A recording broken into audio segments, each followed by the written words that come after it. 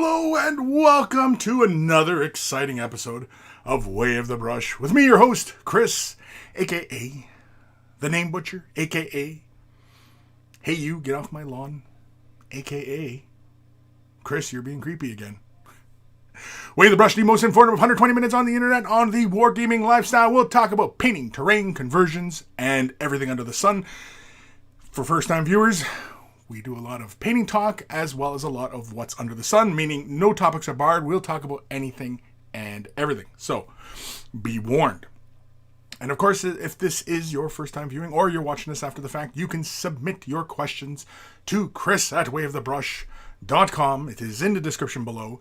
If you're going to send pictures, send them as attachments. Don't send them off as links to other sites because it's very annoying and, I'm just not going to do it. It's just because of ads and crap like that. But, Anywho, also in the description below is a link to wayofthebrush.com, the central hub of all this silliness. Has links for all the social medias as well as Discord. Join us on Discord. It is a lot of fun, and it's been really fantastic lately as we've had an influx of newer people, and of course people coming out of the woodwork sharing what they're working on, and it's been really, really fantastic. It's a really great little community we've built there, and lots of sharing, lots of input, lots of advice. So if you're looking for help on your painting projects or looking for inspiration or whatever, or just want to talk, wargaming or what have yous, join us on Discord. And of course, wayofthebrush.com also has links for t-shirts. Want to get yourself a t-shirt? Look like a connoisseur of all that is good and holy in this world? They're wearing a Way of the Brush t-shirt. And of course, if you purchase yourself a shirt, send a picture of yourself in your shirt and I will add it to the Monkey Shrine.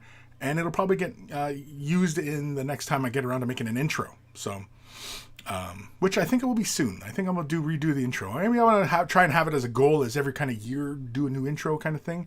And my brother has been, noodling away on new tunes. And so I might be able to convince him to kind of edit something. Maybe. I don't know. We'll see.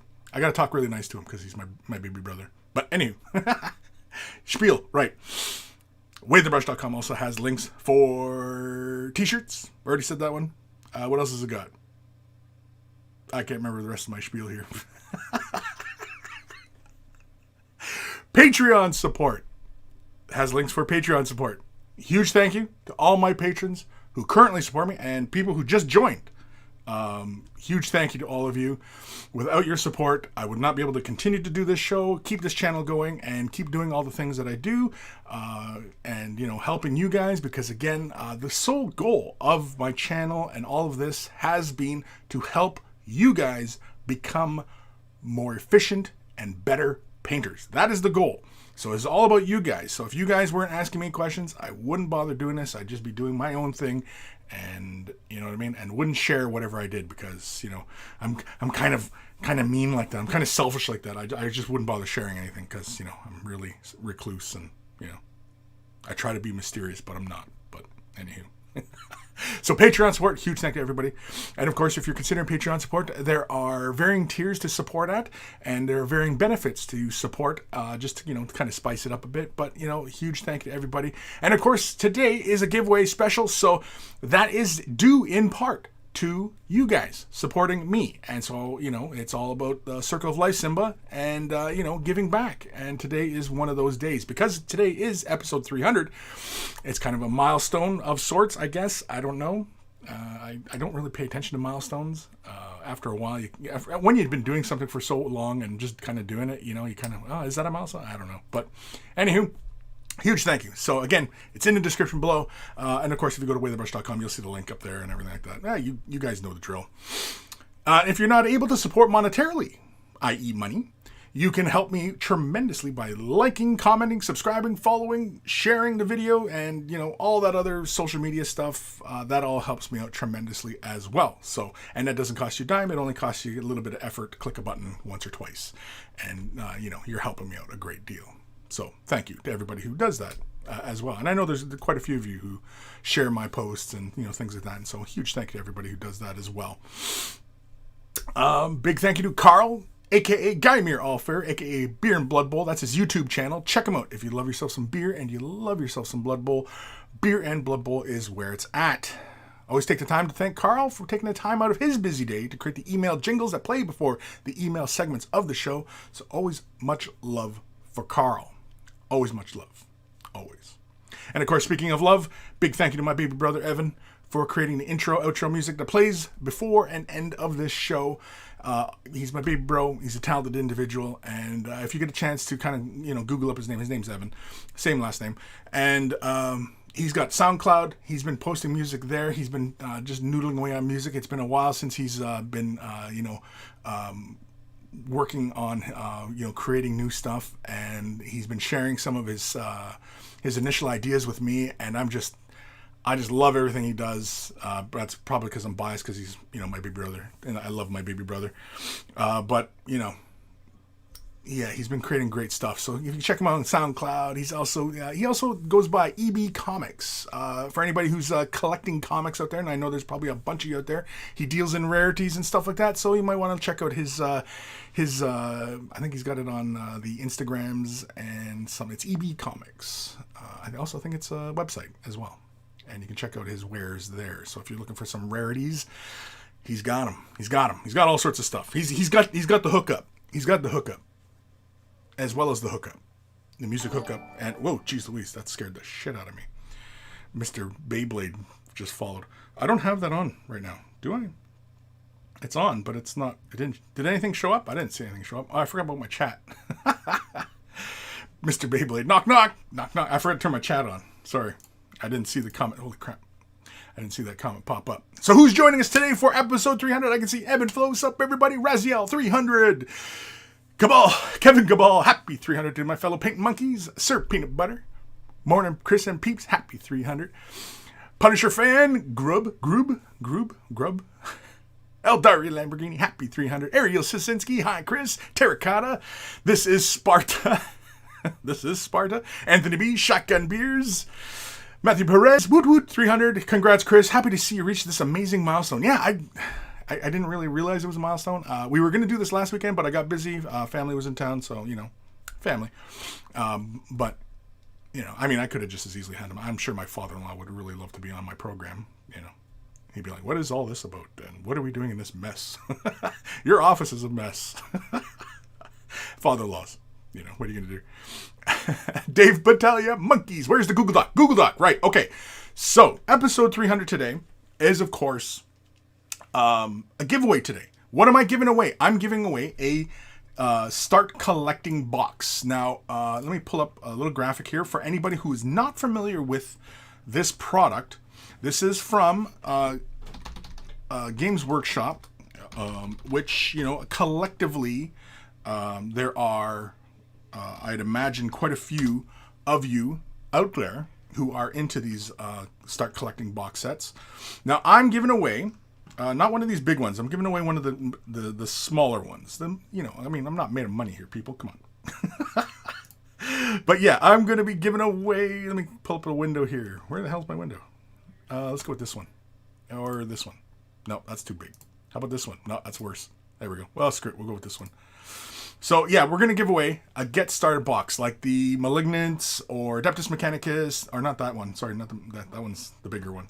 I'm not giving away the big ones. I'm giving away these are Canadian prices you're looking at. But this is what I'm giving away today. So, whoever wins, and there's only going to be one winner, and you have to be here to win.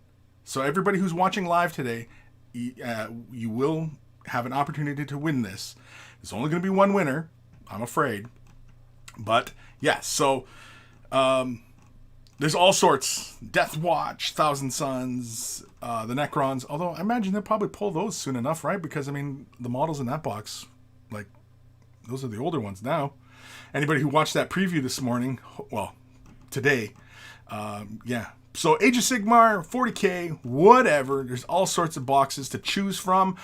It is the 110, 115 price point in which I will advise the winner that they can pick whichever one. And I will ship that off to them, whatever their shipping address is. And, of course, once they give me their info and all that, they will, invariably... Oh, some of them are out of stock. Oh, it's okay. So, you guess you can't get Skinks, Space Wolves, You can't get the Primaris space? Oh, really? Oh, that's out of the price point anyway. Oh, you can get the smaller one down here, right? Down here. There we go. Yeah, we can go for that one. Yeah. But either way, that is the deal today. So, good luck to whoever wins. So, how are we going to do this? Well, I will put up a link in the chat because, again, you have to be here live. The link will be in the chat. I'll probably put it in the description as well for YouTube. But it should show up in Twitch and in YouTube. It'll show up in the chat. And in fact, I'll probably just do it right now. Why don't we just start doing this right now, right? So I'm going to get the link, okay? And I've made it so that everybody can do this, right? Right. I'm going to put it in the chat. Boom. Hopefully that works for everybody. So hopefully that shows up in both YouTube and Twitch. Does it? Yes, it does. And yes, it does. Okay, so you guys should be able to click that. In YouTube, I'm going to add it into the description as well for the YouTube side of things. Just give me a moment here, kids. Let's put it right here. Yeah, no, I will put it after that. Yeah, we'll put it right there. Okay. So this will be in the description as well. There we go. Okay. So now, okay, got it. Link. Okay. So now you all should be able to enter in and put your name in. So don't erase anybody's name. Everybody play nice. You can put your name in. So find a spot in the list and put your name. It's a spreadsheet. It's a Google spreadsheet. So everybody should be able to access this no matter what platform they're on. And yeah.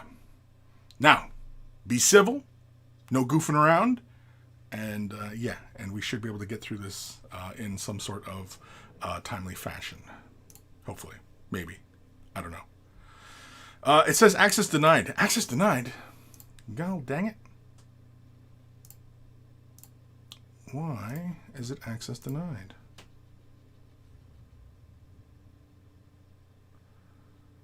Yeah?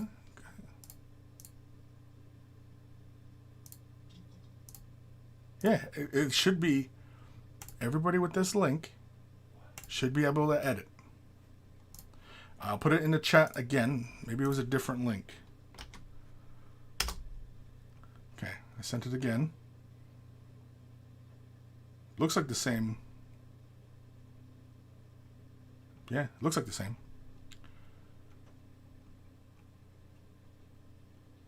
Okay, well, I'll try and figure it out. I'm not sure why it would do that.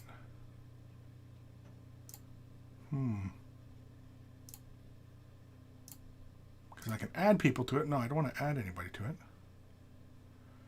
And anybody can, yeah. Yeah, I'm not sure why it is doing that. Maybe if I refresh the page. Refreshy the page.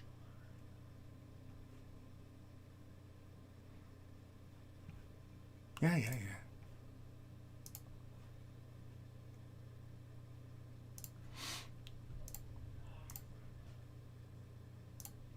Oh. I know what it did. I boo-booed. I boo-booed. There we go. I see a frog and I see a dragon appearing now. Okay, so now you guys should be able to do it. I didn't click the right thing.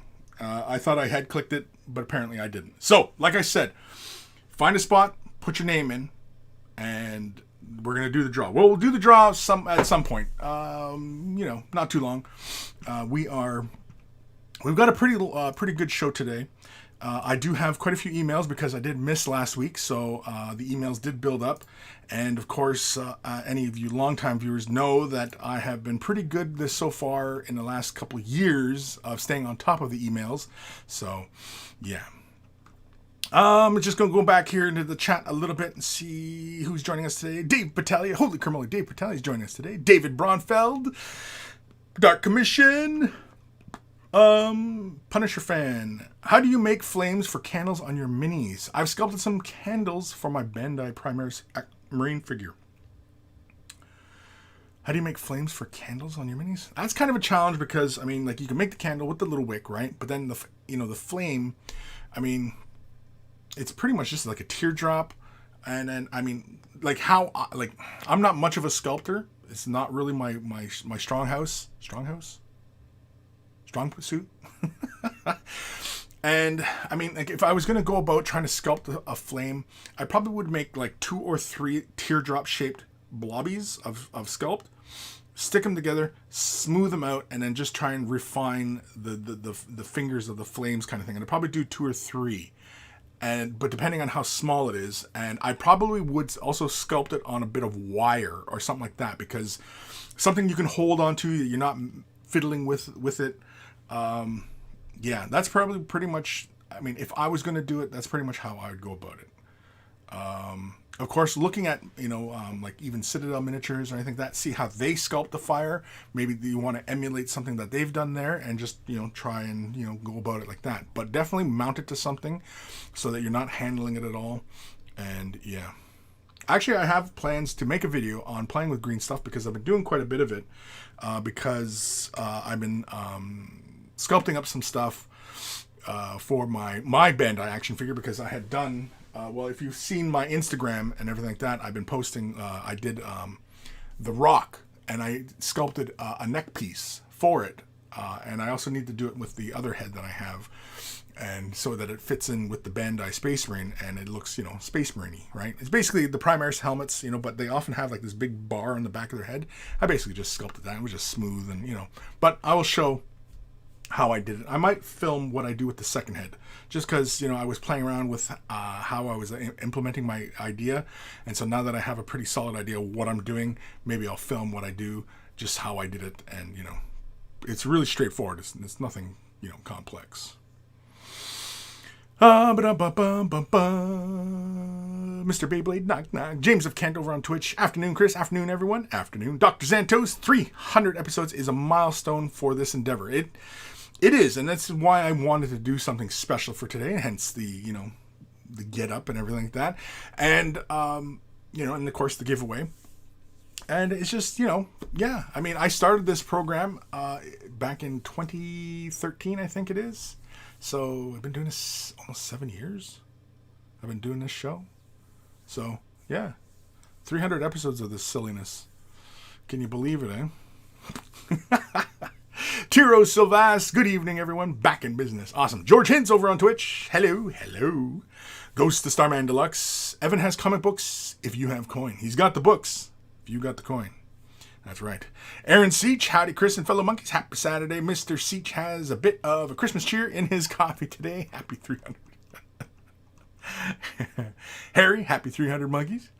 Daniel CS, woot, woot. Arturo Patet, well, hello, my dirty monkeys. Dirty monkeys. Dirty monkeys. David Brunfeld, will you ship to Antarctica? If there's a postal address and there is deliveries, then yeah, it'll go there. Does anybody live on Antarctica other than like scientists and penguins? Coma, hey. Ghost of Starman Deluxe. Kris, it says X. Oh yeah, okay. We're already. I think we're past that because now you guys should be into the dock. Where's the dock? Oof. Yeah, there we go. Hey, it looks pretty civil. You guys are being really civil. Awesome. That is awesome. Yeah. So for anybody who's just tuning in, we're doing a giveaway today. I'm giving away a start collecting box. There's the orcs, and start collecting box from Games Workshop. Either for Warhammer 40,000 or Age of Sigmar. So if you've considered getting into those games, or you want to expand upon your army or start a new army, maybe this is that way. This is that gateway. And, this is the opportunity for you to do that. And all I'm asking is that you be civil, find a spot, put your name in the list, and when we do the draw, we will do it from this list. And everybody so far has been pretty darn good so far. I'm actually pretty proud of you guys. You guys are not goofing around too much. Usually it's somebody's in there messing around, and of course I always got to watch out for, like, here, let me quickly jump in here. Is it this screen? Yeah. I just got to move it over a bit. There we go. George, you put your name up in the column. Pick a number, George. George, there's always that one guy. George, you put your name in the header. There's no number there, buddy. Is there? No, there's no number. Oh, you're at the number 1. Okay. Sorry. It's twice. I know. But anyway, yeah. So basically everybody fills a name in. Be polite. No racing anybody's names. And then at some point during the show, I'm going to do the draw. So I will shut this down so I can do my draw. So basically I want everybody in there because basically everybody's spot, obviously corresponds with a number. And I'm going to input that number. And yeah. It's basically the way how I used to do these. Anybody who's been a long-time viewer knows this drill. And, so thankfully, everybody's being really good right now. Thankfully. I'm actually very grateful that everybody's being very civil in here. Of course, I see other things popping up. I don't know what's going on, but anyway. I'm always really nervous because somebody's going to drop, nudies in there or something like that. And I just, come on, guys. You guys are going to get me in trouble. Get me in trouble. Dave Battaglia, the Google Doc is the prize. Well, so far, everybody's been really good. I think it has to do with probably not quite as many young monkeys as it once was, which I know like there was a lot of younger monkeys back in the day, and man, they run amok. Run amok. So, yeah, I'm going to post it one more time in the chat. The Google Doc. There we go. And so everybody gets an opportunity to jump in. Follow that link. It'll take you to the Google Doc. Find an empty spot. Don't erase somebody's name. And, get yourself in there. Grim. Howdy, y'all. Howdy. David Brunfeld, how far to the right down can we put our name? Well, I would prefer everybody stay in order. So if you, just find a spot, get in there. Don't go all the way down to 5,000 or something like that because, you're not going to be in the thing. Because, everybody, if there's too many blank spaces in between, then, obviously that'll come up and it'll be nobody there. And so it's like, oh, well, nobody wins.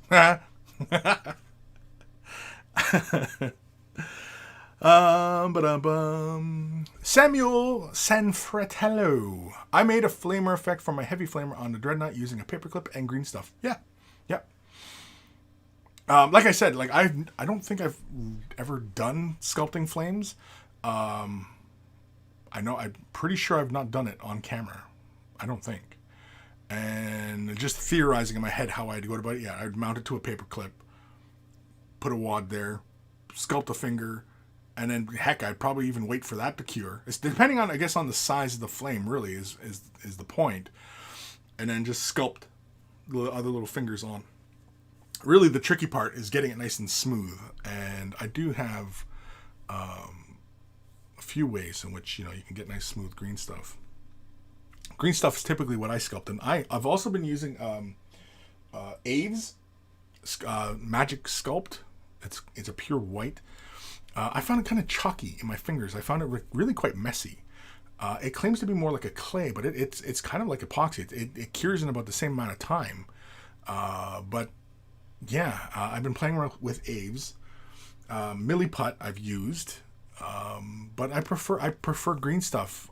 Just because I know it so well, and if I have a vision for something, I'll do it in green stuff because it's the medium that I'm comfortable with, right? If I did more with other materials, I'd get more proficient in that. But I've been recently doing the Aves stuff because it's been recommended to me many times, and I never really played with it before. And I found at least what I have, which is what is this? Ugh. All the lights. It's gonna give me vertigo. I almost hit the floor. Anyway, it is super white. It's an AB, just like just like green stuff. It's a 2-part. I don't know if it's an epoxy because it says it's more like a clay, but it's like a 1-to-1 mix. I imagine it is an epoxy because it cures rock hard. Although what I did find is that the surface was a bit more gritty, almost like clay, almost like stone. Maybe it's more like a polystone. I don't know. Simple water cleanup. Yeah, see, again, because neatite, green stuff, that'll cure in water. Whereas this, I found that, yeah, you get water in your finger and you can smooth it out and everything like that, but you get like tons of debris in your finger and stuff like that, like the slurry. And so, again, I'm not used to it. I'm still playing with it, and but again, it was recommended and everything, right? So yeah.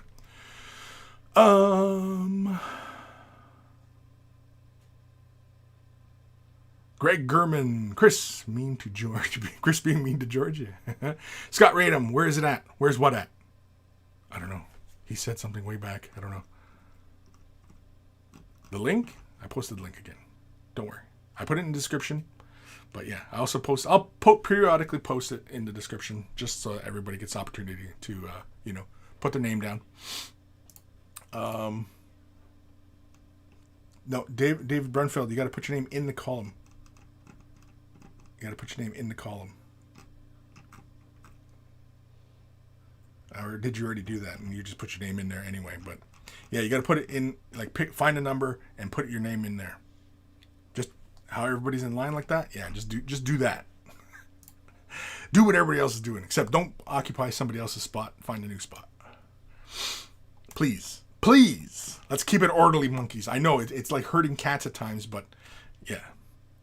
Anyway. Knitfink, hello everyone. Hello, Knitfink. Kevin Cabal, use us old monkeys. Still get into trouble, Kris. Yeah, I know. David Vega, happy 300. Thank you, David. Eric Fountain, good morning, Kris and monkeys. Good morning. Nick Marchand, I thought about posting a link to my mixtape instead of my name. Okay. Ebb and Flow, Kris, if Richard Gazinia wins, you need to know that he only answers to the name Dick. Dick Gazinia. Oh, jeez.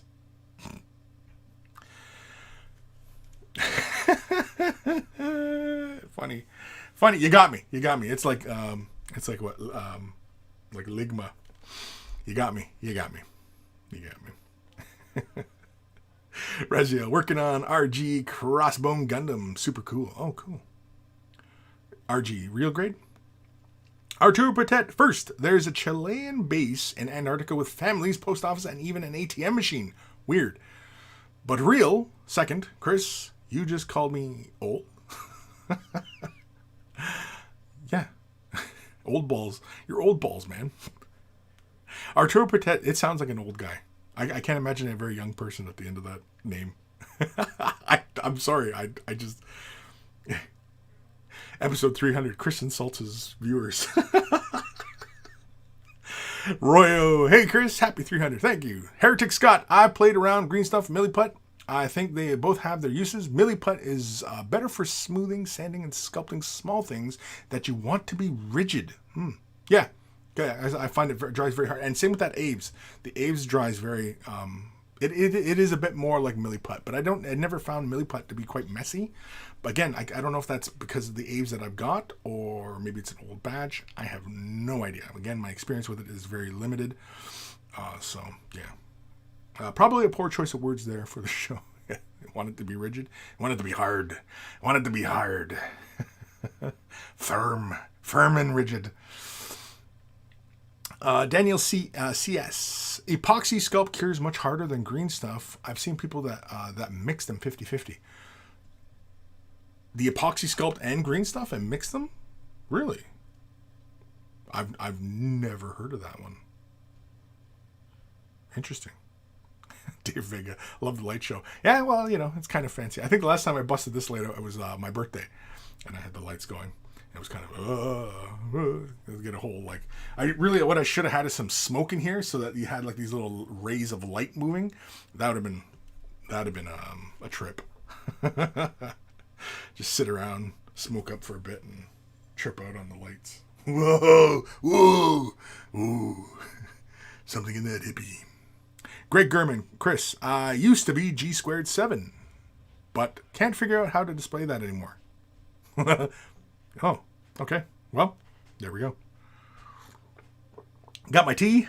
Earl Grey. Hot. ready to go.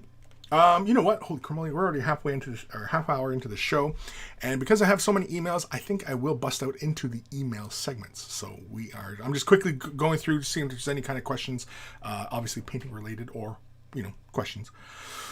Hey, Kris, I'm looking to paint my figures before I mount them to painted bases. What do I use or do for mounting fig on a base?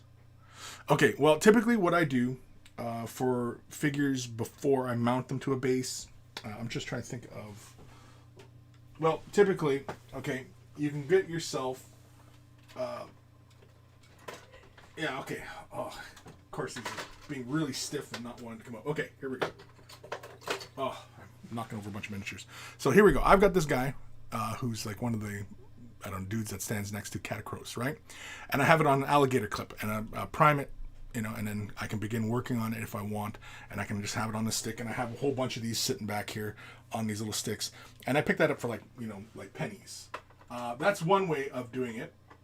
Another way that I like doing it is, for example, I have my ambot, and I will mount it to a paper clip. I'll take a paper clip, and I have small little pliers that I can manipulate the paper clip, straighten it out into a straight wire. Then I'll take, I have a bit that's the same diameter as this wire, drill a little hole in, just, millimeter or two into the miniature, and then I will super glue the part or the wire in, and it's easy to snap that off. Breaking super glue bonds is super easy, and so mounting a part to a piece of wire before painting it, and especially if you're airbrushing or spray priming or if you just want to paint it and just be very deliberate. Yeah, and then of course I also drive it into a cork, and I hang onto the cork. And this is one way I work on parts separately, doing sub-assemblies, right?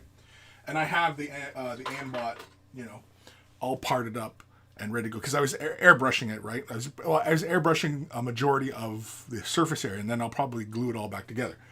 Now, having said that, typically what I do is, because I don't use super glue when gluing styrene kits together, I will clear off the contact points where these parts meet up.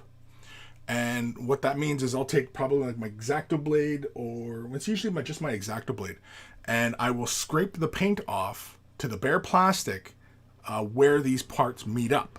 Carefully, of course, very carefully. I will clear those contact points. Then I will score that surface with my blade. I will, do like a little tic-tac-toe hashtaggy kind of mark on that surface, and use plastic cement to bond the parts together. Now that works really well for plastic styrene kits. I always recommend that when working on styrene plastic kits, use plastic cement. It gives you the strongest bond, and I've dropped my models many times and they don't break apart because I'm using plastic cement, and it just basically melts the parts together. Super glue, if you've ever dropped a model and it was super glued and pieces went everywhere, that's why, because super glue is quite brittle, and when there's a high impact, it'll break. That's why when I super glue the parts into the wire, I'm not worried about it, because I can just snap it and without really being scared of breaking the part, and just separate it from the metal, because again, they're two different materials and they're not really bonded. The super CA glue is a middleman, right? It's strong, but it's not, perfect. Anywho, so that's typically what I do doing sub-assemblies. I will just clear the contact points off, attach the models together, and then, of course, when bringing the model to the base, that is the next phase. And let's say, for example, I have like these models here from Wild in the Streets. There's little street gangs.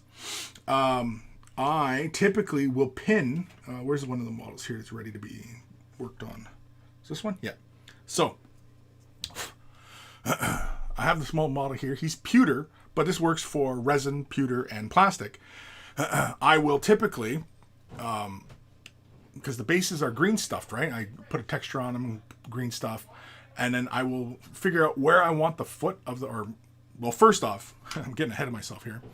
I will take very small brass gauge wire, whatever I can find and whatever I have the drill bit for, drill into the foot millimeter or so, attach the brass, leave a little bit of length to the brass just because you're not too sure how far down you want to go, because sometimes the base could be like really kind of thick and where you've applied it. Once you have your base, drill the hole through the base. You have your brass pin inside your foot. You could do both feet or just one, doesn't really matter. If you really want a lot of strength, or if the model's in a funny pose, or you just want it to be really durable, do both feet into the base. And all I typically do is once the pin is in the foot, I will do the model first, pin it, then I'll kind of make a mark on the base, and then drill into that, and then it should just seat, and then just find your hole, and then there. And then he's attached. I mean, he's not even glued in, and he's solid, right? And that's typically what I do.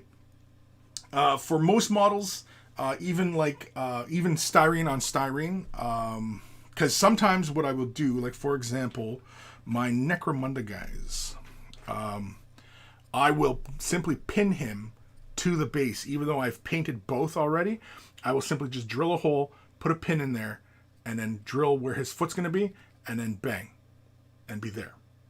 You could just simply use super glue, and it will be pretty strong, but again, if it falls, whatever, the pressure, it will break quite easily. Because when you think about it, right, if you put just super glue down and just attach them right to the base, the super glue is holding onto the paint. It's not holding onto the model. It's not holding onto the material itself, right? And so that's not a very strong bond. And, yeah. But that's typically how I mount models after I've painted them and done them in sub-assemblies, is, pinning. So if you're not sure how to go about pinning, there are plenty of tutorials. I've done many videos on pinning, and yeah, you'll get it. I'm trying to think, what else is there typically that I do? I'm trying to find other examples of what I've done here. But yeah, typically just mounting the model, just use fine gauge wire, and you can get her done. You'll get her done. Get her done.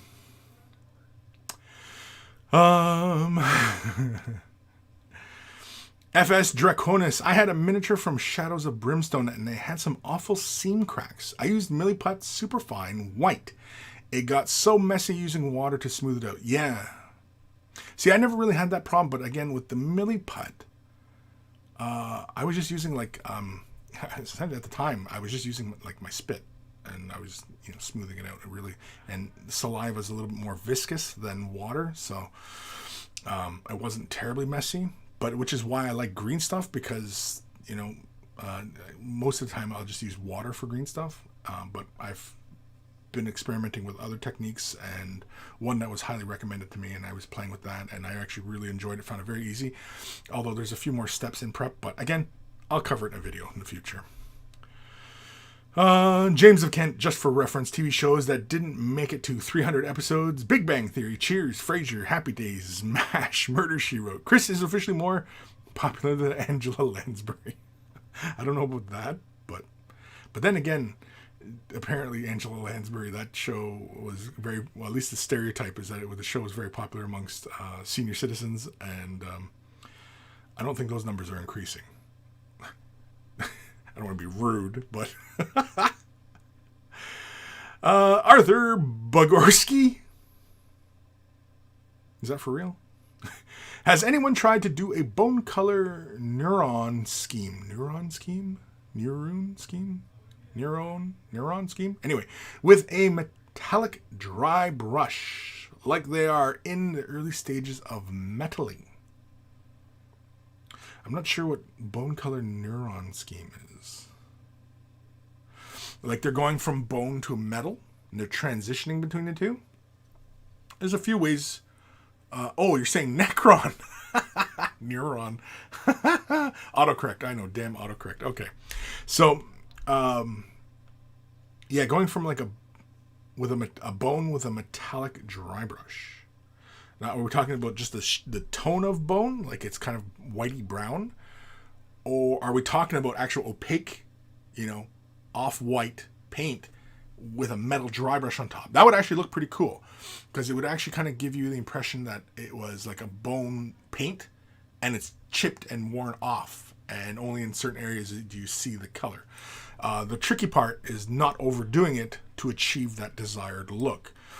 But yeah, I mean, I guess really it's kind of, what is the look you're after? Now, I know a lot of people, when they're talking about creating their own color schemes, you often, what would it look like with this color and this color? And you go and you're looking like this, right? But oftentimes the best way to go about it is go from reference material. Like, what is the look you're trying to go for? Have you seen it in a movie? Have you seen it in a comic book? Have you seen it in art? Have you seen it in real life? You know what I mean? And what is the reference that you're trying to emulate on that model surface? And I often recommend going from actual reference material rather than trying to duplicate what somebody else has painted their Necrons like, or their miniatures, whatever it happens to be. And not going by that, because then you'll just end up trying to duplicate what they did. And oftentimes, because of how a lot of times very personal painting style is, and how many layers people work in, and how they achieve certain techniques, colors, blends, whatever, you know, and then you end up in this really kind of mess where you're trying to duplicate how painting is done according to that one painter, rather than going to the source. And however you know how to achieve your desired results, you can just extrapolate that information and create your color scheme that way. That is the easiest way to go about creating your own color schemes. You just go to a source, like, you know, whatever your inspiration is, and then whatever way you know to achieve that desired result, you can achieve, rather than looking at somebody else's work and going, oh, they did this. I don't know how they did it. And I'm just, you know, and you end up in this really big mess. And if you're relatively new to painting and you don't have a great deal of experience, you know, with various brush techniques, it becomes very, very daunting to try and do your own custom color scheme. And then you end up just kind of following the quick painting guides. And, you know, rather than you had a really great idea and, you know, not following through with your idea. And, you know, it's one of those things that can be disheartening. And that's why I often recommend people go to an outside source, movies, TV, comic book, whatever your inspiration is. Go to that, look at those colors. What's going on? What's that effect? What's, you know, or you just like those color blends next to each other, or it's a logo, or it's, you know what I mean? Whatever it happens to be, you like the assortment of colors, how it looks, and you want to emulate that on a model. Then you think, okay, well, where can I place those colors? Where can I place those colors? How can I shade those colors? How can I highlight those colors? You know what I mean? And if you already know what you can do, then all you got to do is just extrapolate that information, and you can, you know, keep moving forward. So, yeah. So, I mean, saying bone color and then dry brushing with metal, it sounds like you already pretty much are going there, but I'm not sure what you mean by early stages of metaling. Yeah. That one might need a little bit more info. Arturo Potet. Well, Kris, now let's make things clear. I'm not that old. I'm just as F you.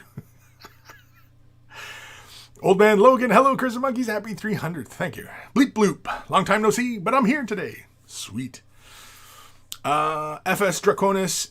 Is there any good tricks to pin or glue figures to base with small or thin feet and legs? Is there any good tricks just working in thin gauged wire? Find as thin a gauge of wire as you can find a drill bit for. If you find it in metric or imperial, then make sure you get small drill bits in metric or imperial. Now, if it is really, really fine, let's say like something like from Infinity. You ever see some of the models from Infinity? They've got tiny little fiddly little bits, and they often are, you know, they just, you know, they can get nicked, fall off, whatever. And so oftentimes you want to pin them, right? But you want to create something strong there. Typically, I would use two-part epoxy to bond those parts together rather than just simply super glue. But you can also pin those parts and just super glue them together. And one place that I would highly recommend, if you're looking for really small drill bits and thin gauged wire, is a company called Micromark. Micromark. I will put it in the description. Micromark.com. Okay? Go there. And they have tons of find tools. Man, whenever I go to Micromark, I end up sitting on their website for hours because I'm like, oh, I need this. Oh, I could use that. Oh, I could, and oh, they got these. I didn't even know these existed. And you know what I mean? And I'm just there for a long time. And it's a really fun site. It's kind of one of my places I go that I just want to, window shop for all sorts of crazy ass tools and stuff. Calipers. I need calipers. I don't know why, but I need proper digital calipers and a micrometer. FS Draconis, good company, Micromark. I have a couple of the tools. Okay, well then you're well on your way then. Just fine gauge wire, drill bit that can do it. If you've already got a pin vise because you've been hobbying for a long time, then that's all it takes. And it's just got to be careful. As far as drilling accurate holes, just make sure you stay nice and straight. Just like when you're painting, rest your elbows on the table and just work slow and steady. Wins the day all the time. And yeah, I'm trying to think of anything else that would really come to mind. I mean, pinning is pretty straightforward, but it is like everything else in this hobby. After you do it a few times, because for example, drilling too far. I've done that one many times in the past. I've drilled right through a foot. What do? Oh, well, once you get used to playing with green stuff and sculpting and whatever, you can just fill that gap again, and you're good to go. It's a boo-boo. You just got to fix it, right? And of course, every time you make a mistake, it's always an opportunity to learn something, right? So don't be afraid to fail and make mistakes. This is for everybody. Do not be afraid to fail and make mistakes, because like every failure and mistake, it is an opportunity to learn something new. And that is very important, because as you learn, you grow and become more experienced, become more confident, and next thing you know, you're an expert in this.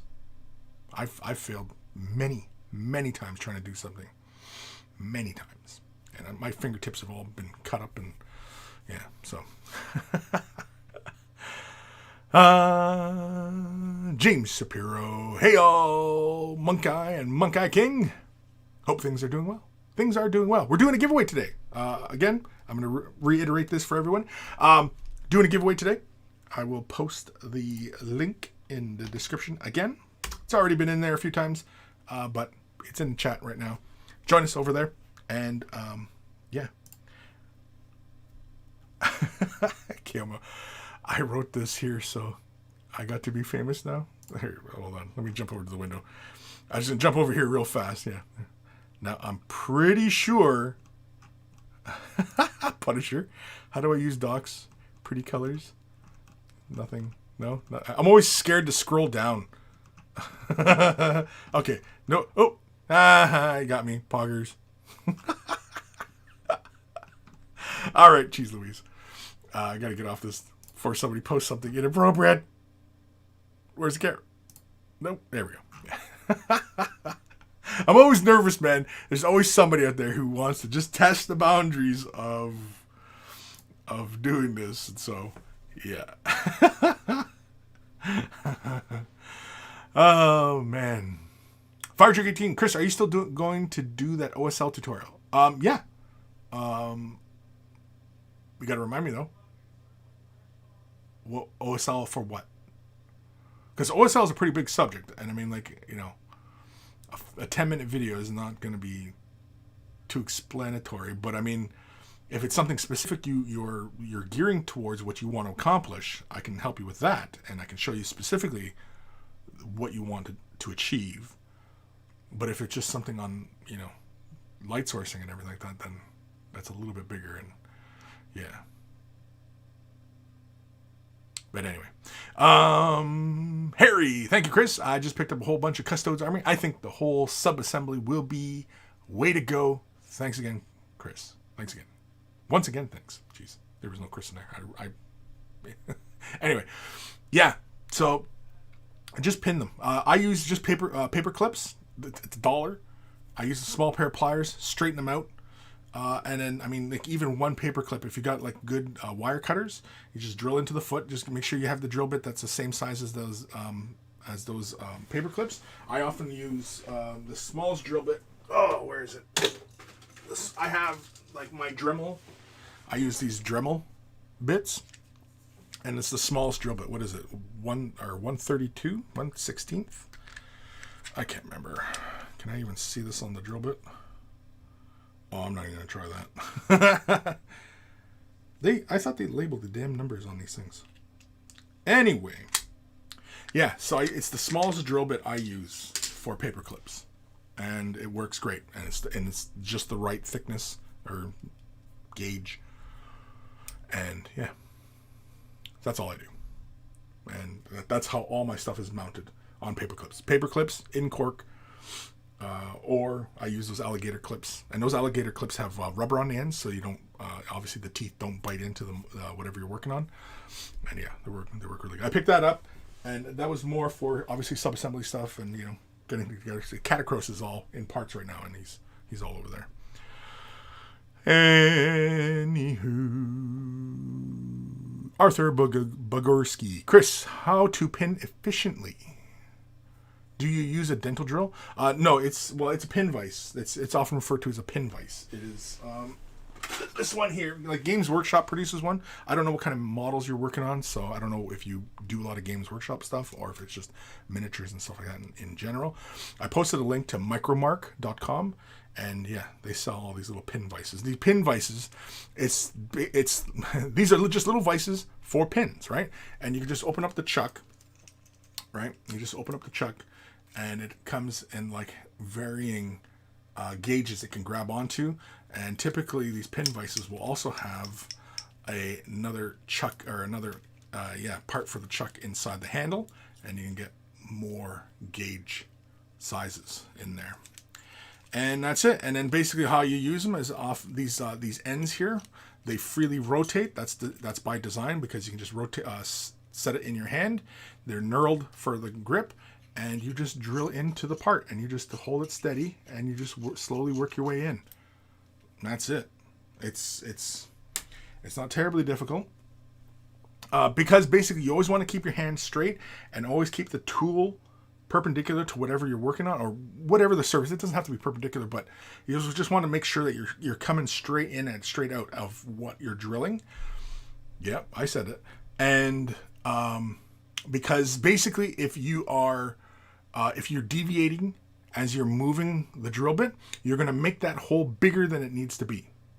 And so, for example, if you are doing, using like paper clips as your guide or your gauge wire, and you are drilling and you are moving the drill bit, you're creating a bigger opening, and then that pin is not going to sit in there properly. You'll need to use a bigger gauge wire to go through there. So that's why I often recommend straight in, straight out, and you just work steady, slow and steady, and you just turn this drill bit, and yeah, that's it.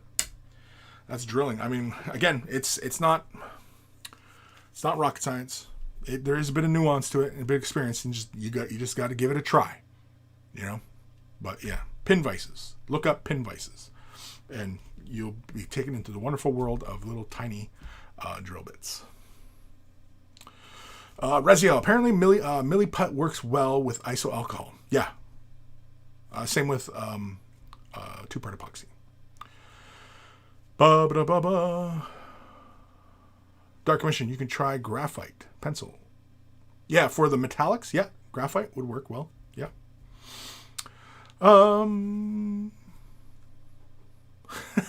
Arturo Patet, Micromark, the Tinder of Kris. Kind of. I could just sit there and just look at all the stuff. And, I need that. Oh, yeah, I could get one of those. I often look at the micro lathes because I used to love working with metal back in the day on the big lathes, and I see the micro lathes, and then I see the wood lathes, and I'm like, oh, a wood lathe would be great. I can just do, and all these ideas start flying through my head, and I'm supposed to be working on, filming stuff and working on this or that, and I'm like, I can start building one of those, and kind of like a kid with ADD in a toy store. Travis H. agreed. Once you get through your head and stop worrying about the outcome, the hobby becomes a lot more fun. Yes. Too many people, I agree, Travis, too many people overthink this. And they're so afraid of making an error. Everybody thinks that no, this is how you do the hobby, and anything else you're doing wrong. And no, there's a lot of wiggle room to innovate and create and become more efficient. And a lot of times, a lot of these things are very personal journeys. Just like I said, not following along with what somebody else has painted and trying to emulate what somebody else has done. Go to the source and find your inspiration that you can see. You can figure out how to best see your vision forward, right? So that's why I often recommend it. Don't just imitate, so-and-so's paint job. What was the inspiration? Can you see what was inspiring that paint job for them? Go to the source. And what was that? You know what I mean? And you can just backtrack. You can track a lot of artists, what has inspired their paint jobs. You can go back and see if you just are willing to, peruse and, research. Ghost of Starman Deluxe. I think Kris missed the F-bomb someone dropped on the dock. Oh, did I? I didn't see it. Well, of course I missed it. Oh, F-bomb. Ass wipes. Bunch of ass wipes. Oh, this dock goes on forever. Okay. Thankfully. Oh. Somebody. Blaze it 100. I'm just doing a quick. Oh. Ooh, spooky. It's an express elevator to hell. This is the end.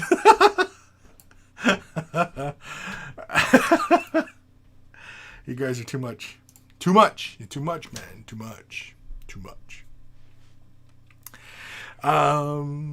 David Vega. Down up OSL? Down up OSL. What?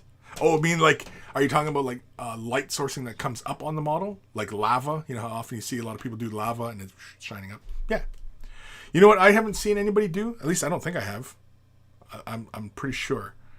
I'm throwing this out there because I probably won't do it. It was an idea I had considered when I was initially working on it, basically my noise marine. I was thinking of doing the base to look like a disco floor. So multicolors coming up. Yeah, I was thinking something like that would be kind of fun. Just a quick OSL, just two different colors and, get that look of like a disco floor. Anywho, I don't think I've seen anybody do a disco floor with OSL coming up on the model though. I'm talking like Village People disco floor, like Saturday Night Fever.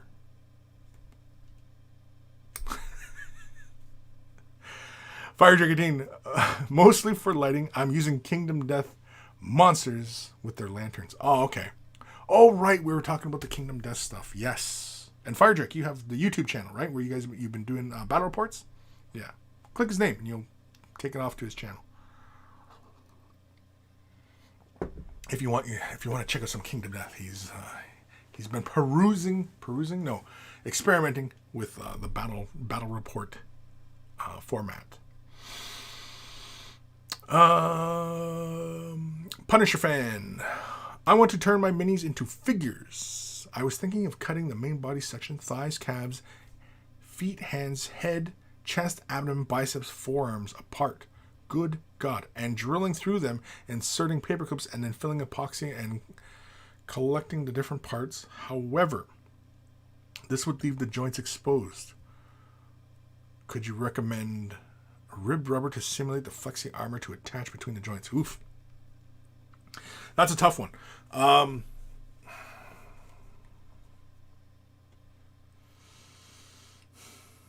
Okay, if you're absolutely serious about this, you could try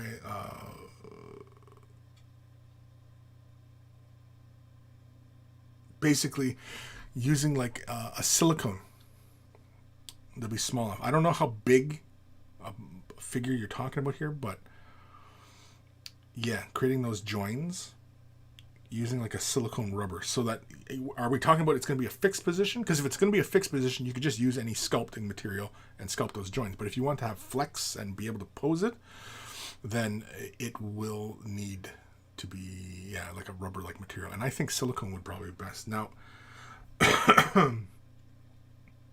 if we're talking about like a 28 mil model that you want to do this to, that's pretty ambitious. And you definitely have to either tag me in the photos you do or send me an email of your progress, because I definitely want to see that. Or join us on Discord and post your progress there. yeah, a silicone, I think, would be your best friend. And you're talking about like the ribbing in the joints. An easy one is there's molds for the wires.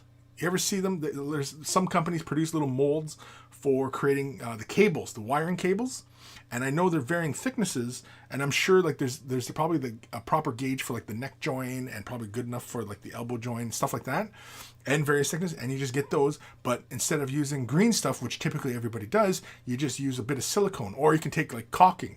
Just find yourself silicone caulking. I can't remember what grade of silicone it is, but you can use silicone. There's a particular grade of caulking that you can use. It's essentially just a silicone, and you can just squirt that into the mold and then press it and then just let it cure, and then you got yourself a little silicone bit, and then you just lop the little segments that you need and just fill that gap whatever you want. Now the hard part though is that if it's silicone, you can't paint it because nothing sticks to silicone other than silicone.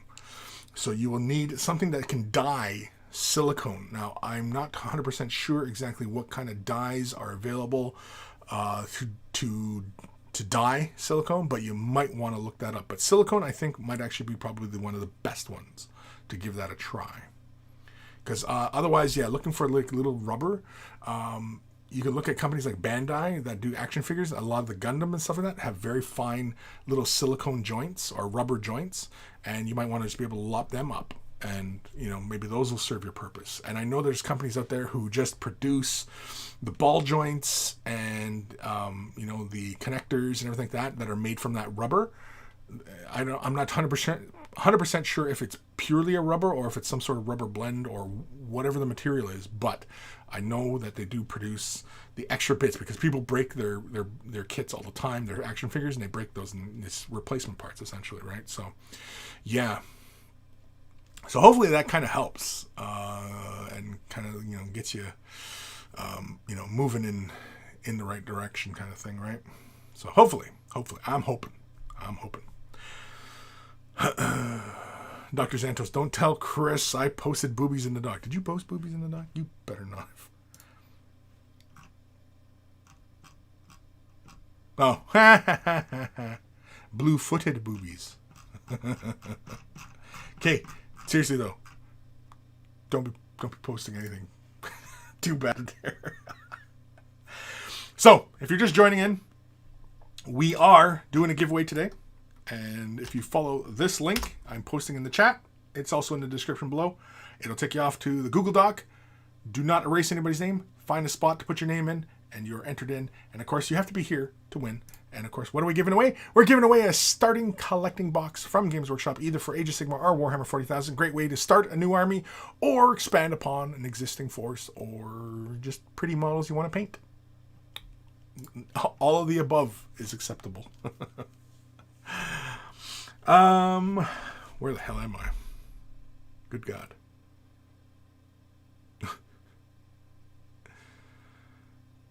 Fire Drake. It's Games and Tables, my other channel. Yeah, Games and Tables, that's it. So yeah, so go ahead, look it up. Games and Tables. Games and Tables. Games and Tables. Arthur Bogorski. Could just mix in dry pigments directly into the silicone. I wish I could say yes or no definitively, but I have not played a lot with silicones. But I was just thinking of possible solutions to a problem, and so that's why I kind of thought of that one. But again, like I said, also Bandai kits and third-party retailers sell like the little connectors for Gundams and stuff like that, and those are, some of them are really, really small, and they're like rubbery, and you can use them. You might want to check them out. But again, there's options. It's really, limited to, what your imagination, what you think you can accomplish. Punisher fan. Alrighty, thanks. Good info. I'm going to have to go over a video later and make a list of the options. That all sounds useful. Thanks. No problem. Thanks for asking. Reziel, polycaps. Is that the replacement parts? Is that what it's called, polycaps? Or is that what the material is, polycaps? I don't know. You just throwing the word at me, Reziel. I'm not sure I'm following. Reziel, email time? Yeah. Holy crap, it's already after 1? Have I been just talking this whole time? Jeez Louise. It's the way the show goes, right? Eldari, I remember when Kris said he was going to do an email 30 minutes ago. All right. Oh, dang it. Matthew Perez, Kris, and fellow monkeys, anyone had experience with Reaper's brush-on primer? I got their black primer, slapped it on a model, and it's rubbing off now. Cured for over a week now. What gives? If you handle the model a lot, that's a possibility. If you handle the model while you're cleaning and you're filing and you're gripping the model and so one way to fix that, okay, is you can put the model with the primer into a bath of, I often use Simple Green. I know in the UK it's a similar product. Either way, your preferred stripping method, okay, if you've ever done a lot of stripping models, do that, clean it off, and then if you still need to clean, handle it, what have you, I often will just use a Q-tip with iso alcohol and just basically give the model a quick little scrubby dub, just to wipe the excess grease off, and then prime the model again. And if you're doing it by hand, I often use an old brush, and I often use like a stippling motion as I work it, so it's working into all the nooks and crannies and stuff like that. And yeah, that's really one of the easiest ways just to go about hand priming a model, is just simply lightly stippling the primer on, not heavily, of course, and not too thick, but yeah. And that's worked for me in the past. Use it because I've done many. Well, even way back in the day, I used to hand prime my models all the time, until I was more confident using spray cans. And then, of course, in the last decade, I started doing more airbrushing. Now, airbrushing my priming is my preferred method because I can do it indoors any time of the year, and get it done. Get her done. So, yeah. But that's what I would recommend. As far as the primer coming out. Oh, and of course, with your primer, whatever the hand primer is, make sure you shook it really, really well. And then once you've shook it for a while, really, really well, shake it a little bit more. And, you should be ready to go. So hopefully that helps. Matthew. Draconis, yeah. Did you clean the model off first? Release oils and other source of problems. Yeah. Mold release is another one. Yeah, the mold release. It's not so much a problem with pewter models. I've never really had a problem with pewter models and mold release. It's usually with resin models that I've had problems with mold release on the models. Alan Smithy, do you remember the emails Kris always forgets about? Pepper Ridge Farms remembers.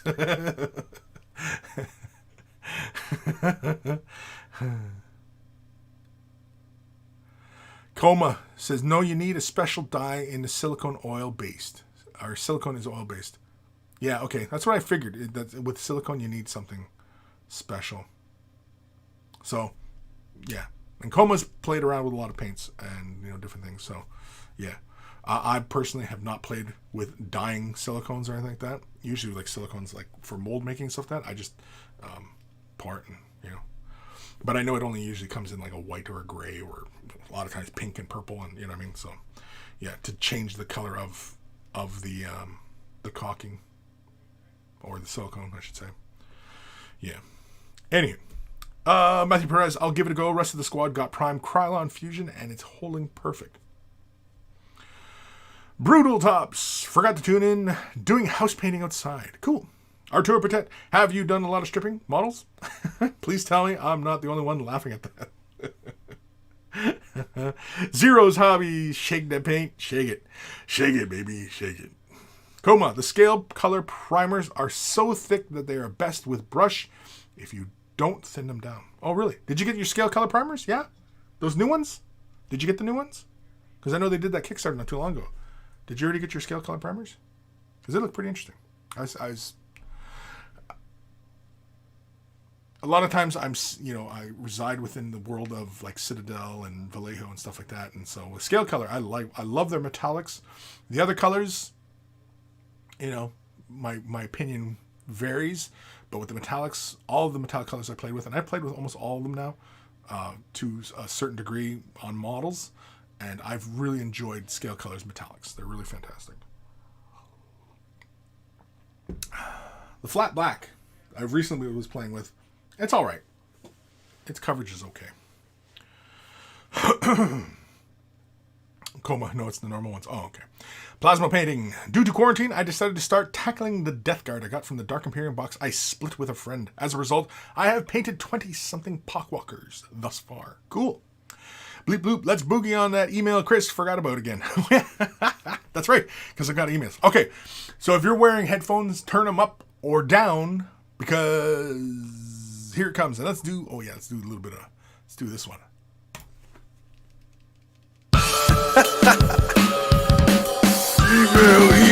Email time. Email time.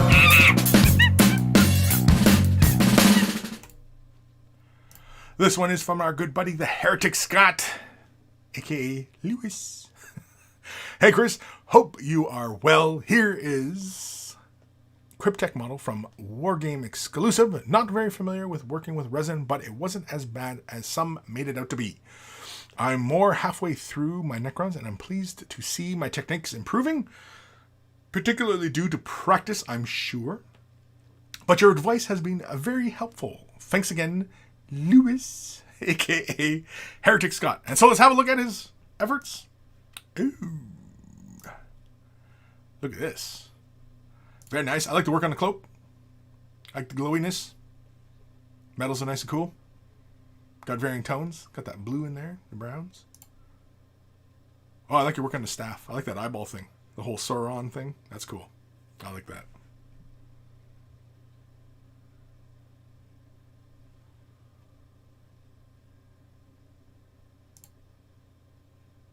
Yeah, really interesting model. I like the orb. I like that you've got the gloss on the orbs, but yet there's more of a matte feeling on the cloth. I like that. I like when you can see those visual differences in surface and texture. I like that. I like the base as well. Very dry feeling. Did you use pigments there, or was that some sort of wash? Looks like it might have been a wash. But either way, really good stuff. I think with the eyeball on his head, that big lens, I think you could probably brighten that up a bit more in the core of that eyeball. I also would probably deepen the color surrounding the eye in the little, lines. Not so much branching out from the head, but closer to where that curvature meets the flatter surface. I would put a deeper color in there just to create a bit more separation in there. Yeah, definitely. But otherwise, really fantastic work, Lewis. Really nice. I likey. Me likey. I don't really have too much more to offer than that. Because otherwise it's really just more of the sculpt. Like the sculpting, a lot of times, like when you have these companies who, they create these third-party parts and stuff like that, or they make models that would fit in with a regular 40K army, they often,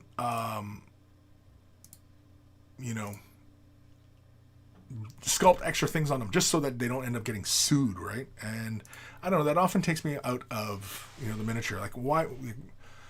Like, obviously you're trying to build on the success of somebody else's work, but you also don't want to get sued because the world we live in, there's often copyright, right? And so I don't know, I'm not a huge fan of the third-party sculpts.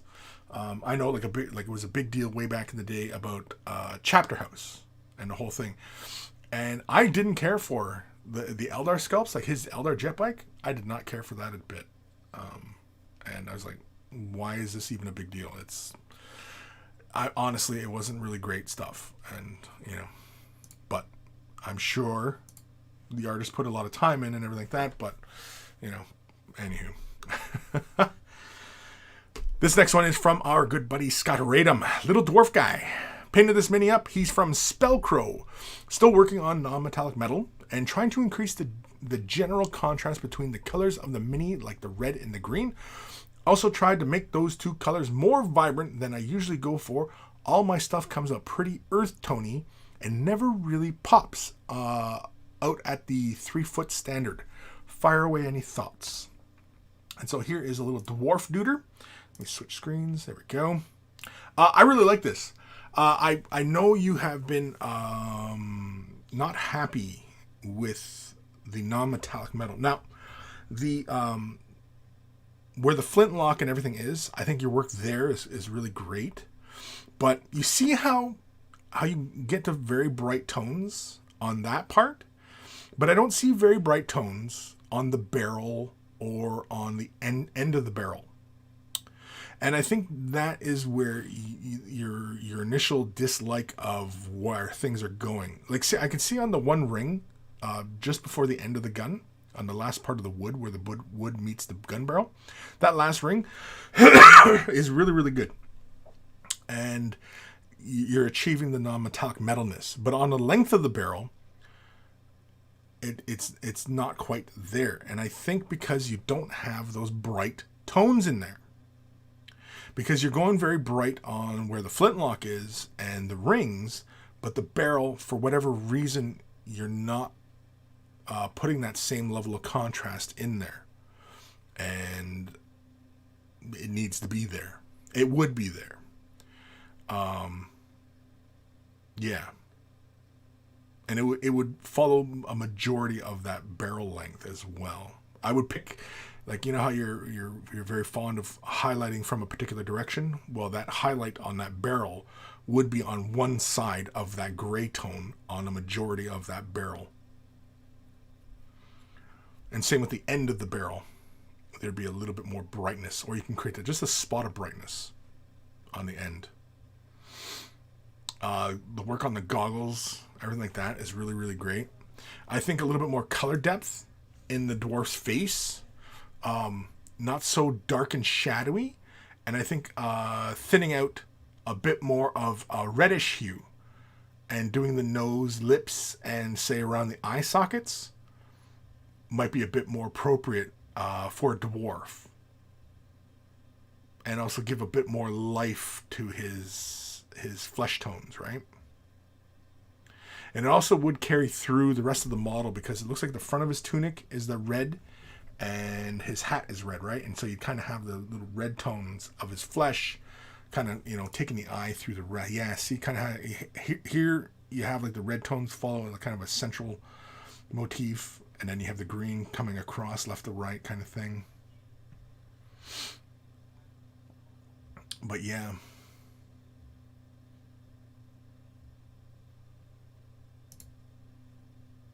But as always, Scott, I mean, your painting's really, really great.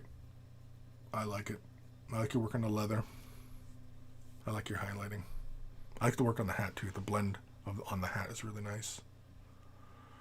It's really, really good. But yeah, I think it's the gun barrel. It needs a bit more lighter tones. And the horn on the end of the gun. Yeah. Also the base, you could also introduce a hair bit of color.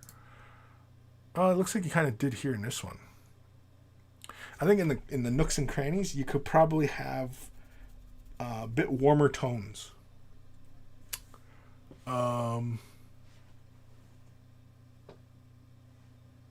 Because yeah, he's really kind of cold feeling, right? Also, too, the model is quite dark, and like there's a lot of dark points on the model. And of course, like the leather, his gloves, So which is kind of why you have to throw those strong highlights on there, just so that you obviously have that big separation there.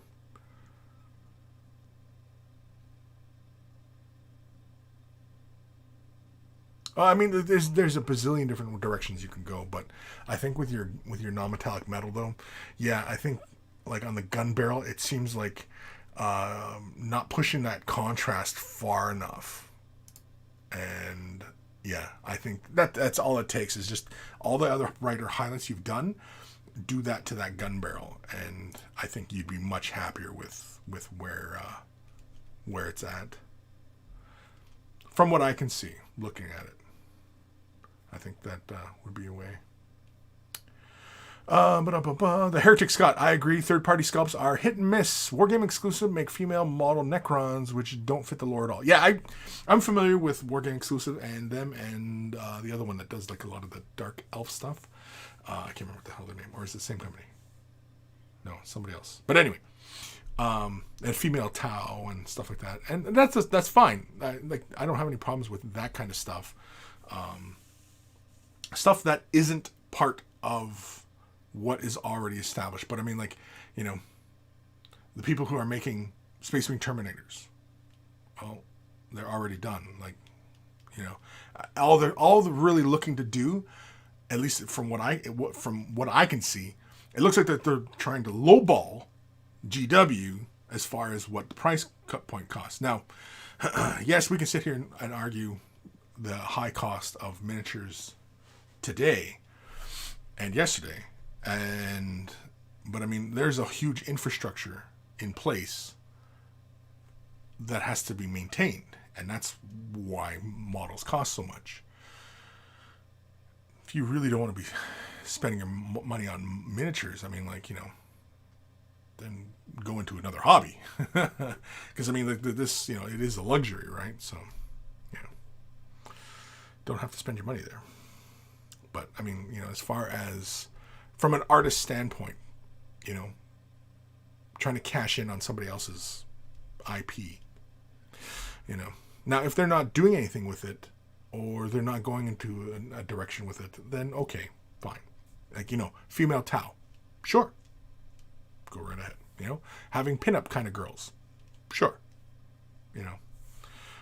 But I mean, if it's just a straight up duplicate of what somebody else is doing, but you're changing the details or putting too many unnecessary details, no. It's, yeah. And of course, it's also got to be good, right? Dr. Xantos, I approve of this dwarf, man. Yeah, the dwarf's really good. I mean, as it is, it's really fantastic painting. I was just, you know, thinking of things because obviously where Scott is, you know, as far as his experience is concerned, he's really high up there. And I think all I can really offer is just things that can hopefully inspire him to go just a little bit further as far as themes are concerned. As far as technical aspect, you know, I mean, obviously Scott's work is, you know, really good. So, you know, I mean, it's just further experience, further mastery. And this goes for everybody out there. You know, you just got to stick with it. Just play, just practice, you know. If there's a certain way you want your models to look, then keep honing in on that, you know. You don't have to keep, you know, it's not in your brushes, it's not in your paints. It's all in you. And that's all it takes. It's just your time. It's you and your time to master your materials, no matter what your materials are. Once you start hitting certain kind of points, you will start to lean towards certain materials over others, certain brushes over others, certain paints over others, you know what I mean? But that's your own experience, and that's something you have to build to, right? So, yeah. Anywho. Any more comments here? Samuel Sanfratello. The dwarf's eyes looked really good. Yeah, well, everything about the model, like as is, the model is fantastic.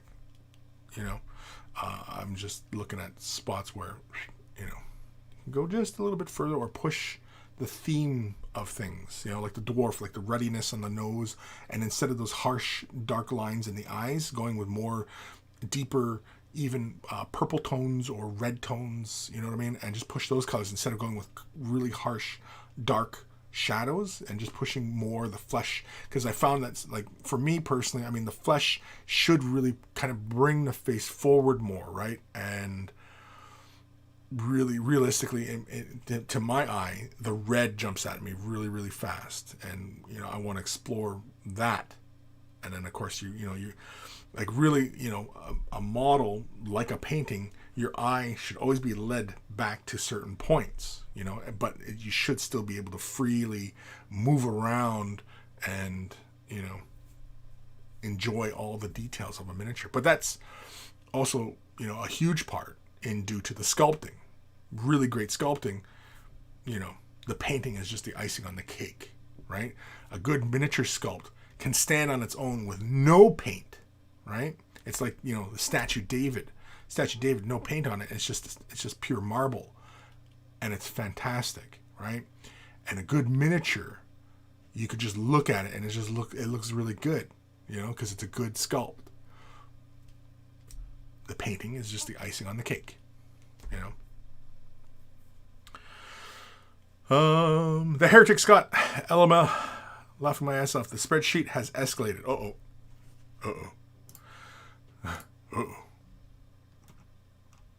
Okay, so everybody's been really good right now. Monkey's messing with the docs.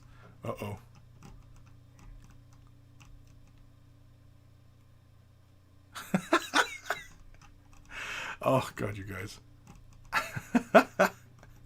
It's a child-friendly show. No using the following words: cock, balls, nuts, fuck, tits, cunt, bollocks, twat, fanny, shit, bastard. Chessy Nimrod? Or cheesy Nimrod? What the hell's a cheesy Nimrod? That's a new one for me. Poop shoot, asshole, bum cakes, jizz face, turds, fanny batter, cock wobble, fuck flaps, pork sword. I would have to save this one later. Some good words here. Some good words. Have to expand my dictionary. Kenny Atkins, that doc is getting out of hand. Scott Radham, appreciate the compliments on the dwarf. Trying new things like OSL and non-metallic metal will make you feel like a rookie real quick, though. Yes, well, I mean, moving into anything that you have never done before, yeah, you are going to feel, you know, like a fish out of water. But that's good, right? But the important thing to remember is that you are not afraid to fail at it. Why? Because your failures and your mistakes are opportunities to learn. That's what's important. So, when you jump into something new, and this goes for anything, really, in life, do not be afraid to fail. Everybody fails. Everybody falls, right? It's like the Matrix. Everybody falls. It doesn't mean anything. If you do, just all of a sudden, it can be just luck. It could be a fluke, right? But it can only happen once. And then you'll always chase that idea. And, you know, it's no good. It's no good. Don't live in the past. Live in the now. Don't live in the future. Don't live in the past. Live in the now. It's right now. Now, here's what we're doing, right? So, holy crap, it's already almost 1:30. Jeez Louise. So, yeah, don't be afraid to fail. Don't be afraid to fail. Nick Marchand, don't forget Texas Bullseye and Wrinkled Penny. Wrinkled Penny.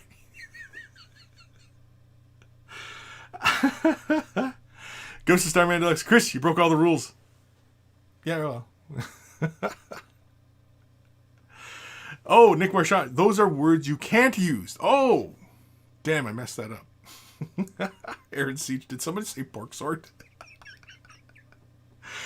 J Kookie88, Kris, has Kris done the giveaway yet? No, I have not done the giveaway yet, and I will post in the description below a link to the Google Doc where you can fit your name in. Don't erase anybody else's name. Just find a spot, put your name without erasing anybody's, and go in order. So it's like 1 to whatever. And yeah, we're going to do the giveaway. We're going to do the giveaway shortly because I want to make sure everybody's here for it, right? So yeah. Samuel Friend, hello. I'm constantly impressed by the things I could learn on this channel. I know all these curse words, these really great curse words. I know. It's like, wow, I didn't know that one. Pork sword. I'm going to use that one, man. Artur Potet. Do not live in the past. Do not live in the future. You need to live in the sweet spot of holy moly, we're late as usual. We are a little bit. Don't worry. We'll get her done. We'll get her done. In fact, let me get the next email set up here. Which one's next here? That was Scott. So yes, this one. Oh, no, we don't need to do that one. So it's this one. Yeah, there we go. All right. Another email. This one is from our good buddy Just O. Hey Kris, this is my first batch of minis painted. Nothing special, but base coat, wash, and one highlight. The thing I really had fun with was basing the trophies. Skulls for the Skull Throne. Thanks for your time. And so he's doing some Blood Bowl minis. Let me switch up the camera. There we go. So, pretty fast, effective, but hey, get her done. It's get her done. I like the work on the armor. It looks like it's a wash with like reestablishing the base tones. If you don't want to go back over your own efforts too often, I would thin down the wash. The decal on the back armor plate looks good, but that's hard to say. On the shoulder pad it looks good too, but on the base it looks like that symbol will come off. And I would highly recommend doing a gloss coat on that area first, lay the transfer down, and then if you want it flat, mat it afterwards. That goes for any transfer, really. But really nice work. I mean, like, you picked out all the little studs here and there's, you know. It's a fast, efficient paint job. Catcher. Straight up, just Catcher. That's who he is.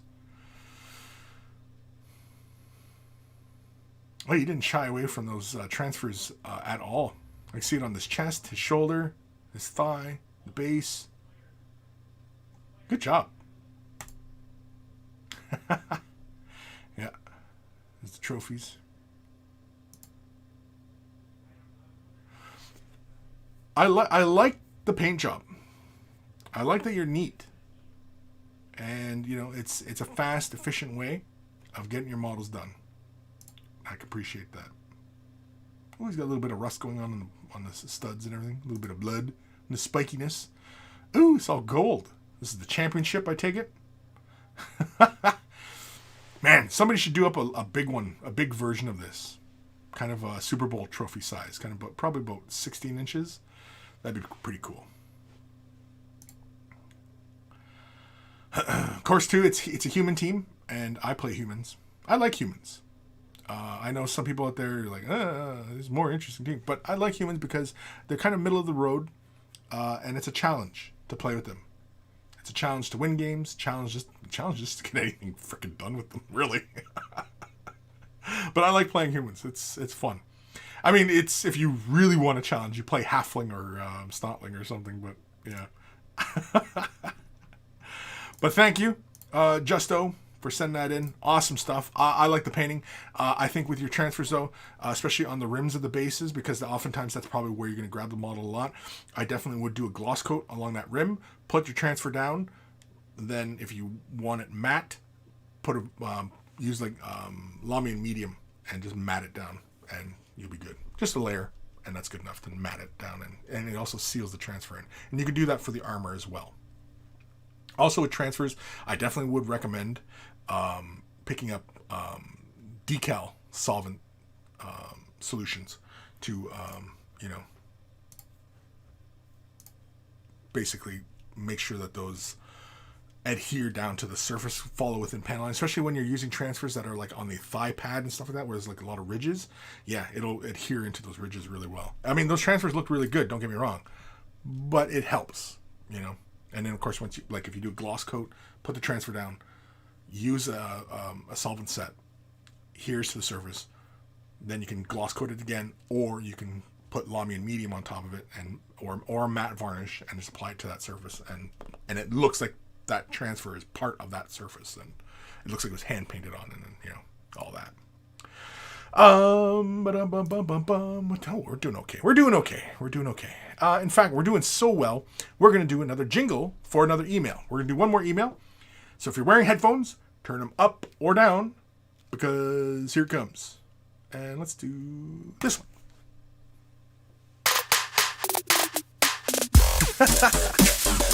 Email time. Email time. Oh, it's done. I couldn't tell. This one's from our good buddy, Dark Commission. Hi, Mighty One. Here is the latest bust. She is Succubus from Nuts Planet. Nuts Planet. It's not the best I've done, but considering I haven't lifted a brush in nearly 10 months, really 10 months, oof, I'm fairly pleased with the result. Onwards and up from here on, as I recognize the need to up my game to another level. CNC, welcome as usual. Cheers, John, aka Dark Commission. And so here is the Succubus. Succubus. Just fun to say. Succubus. I like it. I like the flesh. I think right off the hop, and this is where, and I've always talked about this in the past, about, obviously preparation. I would go over the surface, like especially the flesh, something that should be like really, really smooth and soft, and I definitely would go over that with a fine grit sanding paper, just to knock some of those little surface bumps off that often come from the casting process. I definitely would do that for in the future for flesh and stuff like that, because those kind of things, especially with an up light sourcing, like the light source coming directly down on the model, those things become very apparent. Or if you painted them up like moles, I don't know. But the flesh tone I really like. I like the almost blushing in the cheeks. I like the hair. I think the highlights in the hair could be a little bit more directional, a little deeper in the recesses, and a little bit brighter at the top and more towards the ends. I think a little bit more highlighting on the ridges of the wings, the fingers, as it were. The membranes look really good. Brains. I like the colors. I really dig the colors. Yeah, the membranes would have been an excellent opportunity to do some sort of wet blending, especially like even on the flesh, Again, just take your opportunities where you see them, right, kind of thing. But I do like the colors, though. I like the colors, man. It's a really nice color scheme.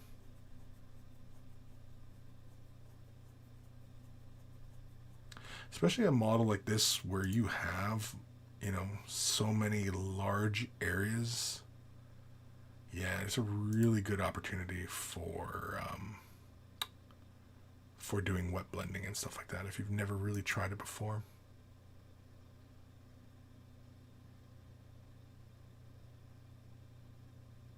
It looks really good, though. I really like it. I like your work on the face. The face is really good. And that's obviously where it's all sparkly. That's really where a lot of effort goes, is obviously the face, and where the eye immediately is drawn, right?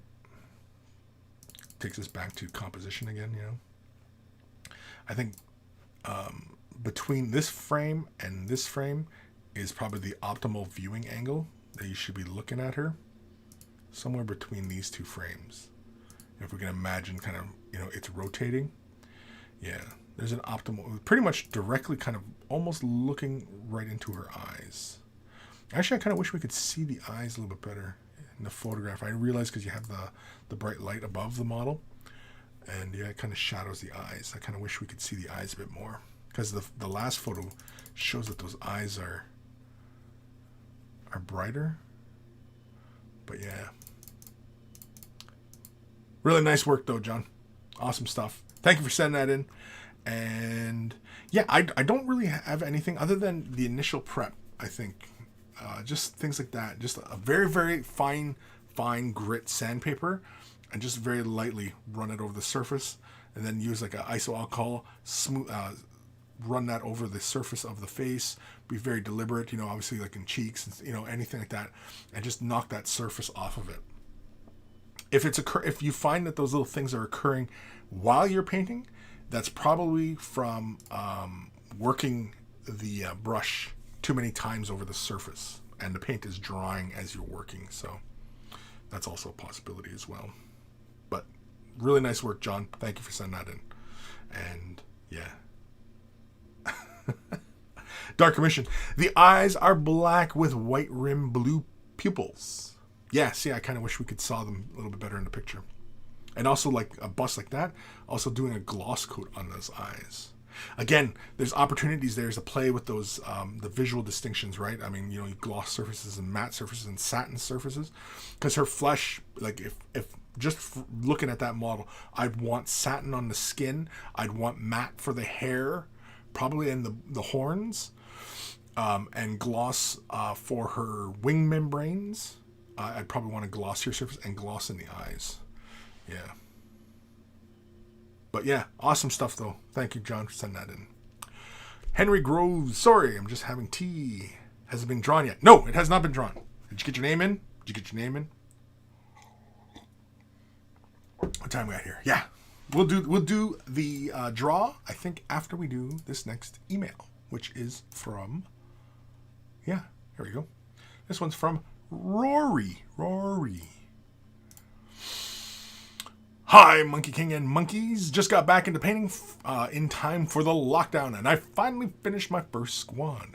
I haven't based them yet, as I've not decided on what would suit them best. Any ideas? I was thinking maybe a gray astro granite. They will be grouped up with an Imperial Knight, the next project. Anyway, any comments or criticism are greatly appreciated. Thanks, Rory, aka Navy Kiss. So let's have a look at Rory's models. Now the bases aren't done because not sure what he wants to do. So Sister Battle, lovely. I like it. Nice, clean, straightforward. They're done like the box art, which nothing wrong with. Doing the bases, the Astro Granite, sure, yeah, you can do the Astro Granite with like a light gray rim. I think, personally, I'd probably go with a light brown. If I'm going to stick with technicals, I'd probably do like a Grillian Earth with little grass tufts and do, XV88 as the rim. I'd probably go with a brown, light brown. I mean, gray is fine too. It would really make the red really kind of stand out. But the highlights in the armor, and especially as long as you don't overdo the highlights on armor, the black remains nice and strong. But if you have you can see in the armor how a lot of gray is kind of thrown at your eye, and so you go gray on the base, and it's kind of it's a lot of gray, right? Whereas if you go with off brown or light brown, it helps the black look more black without all those gray tones coming back at you. Does that make sense? I like your work on the relic, the standard there. I like that. The wood and the metal. It's really nice. It's good highlighting on your black too. Like I was saying, when you keep your highlights very, very minimal on black, it helps maintain the color staying black.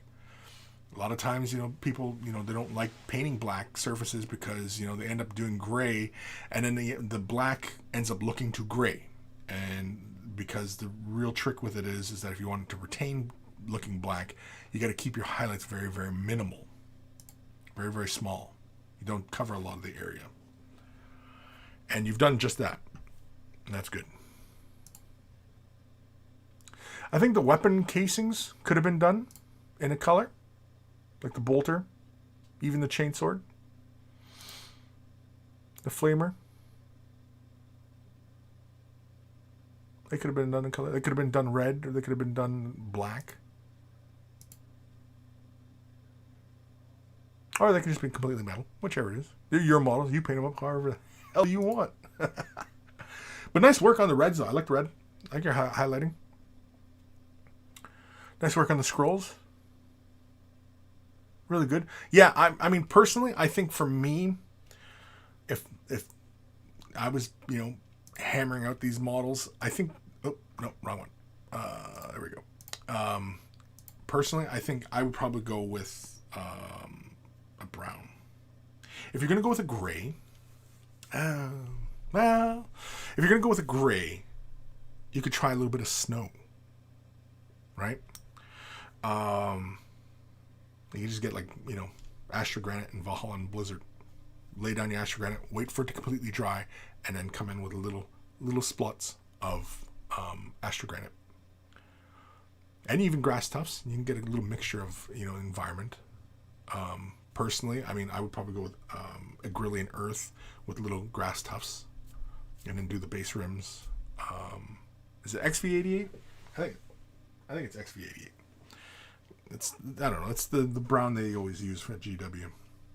Personally, I always green rim mine. I still green rim my bases. I know people out there are like, what? Come on, man.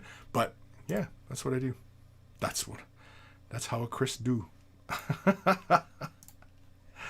Where am I don't know. Punisher fan.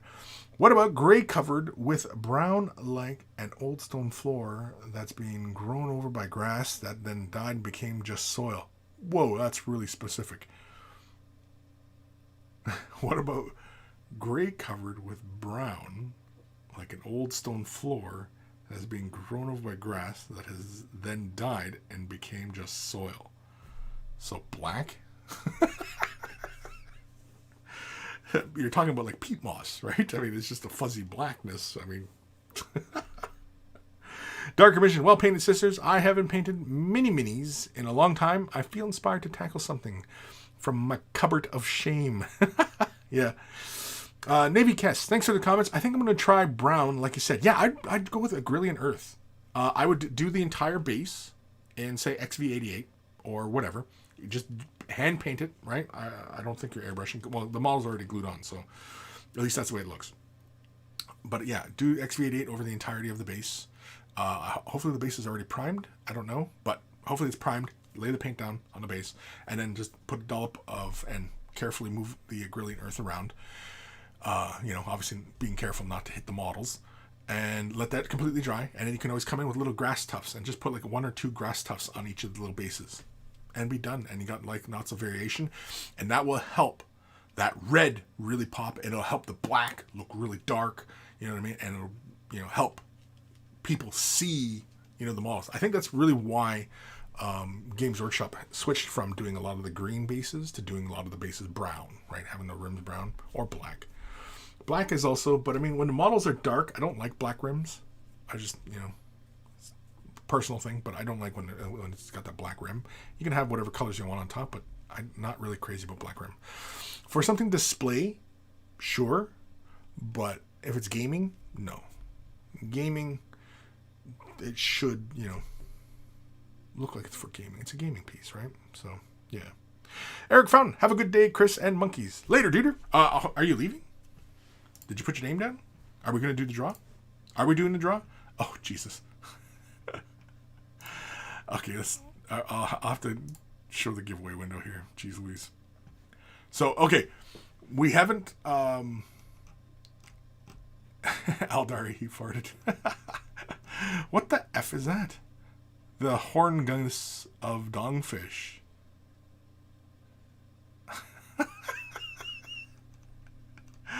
What the F?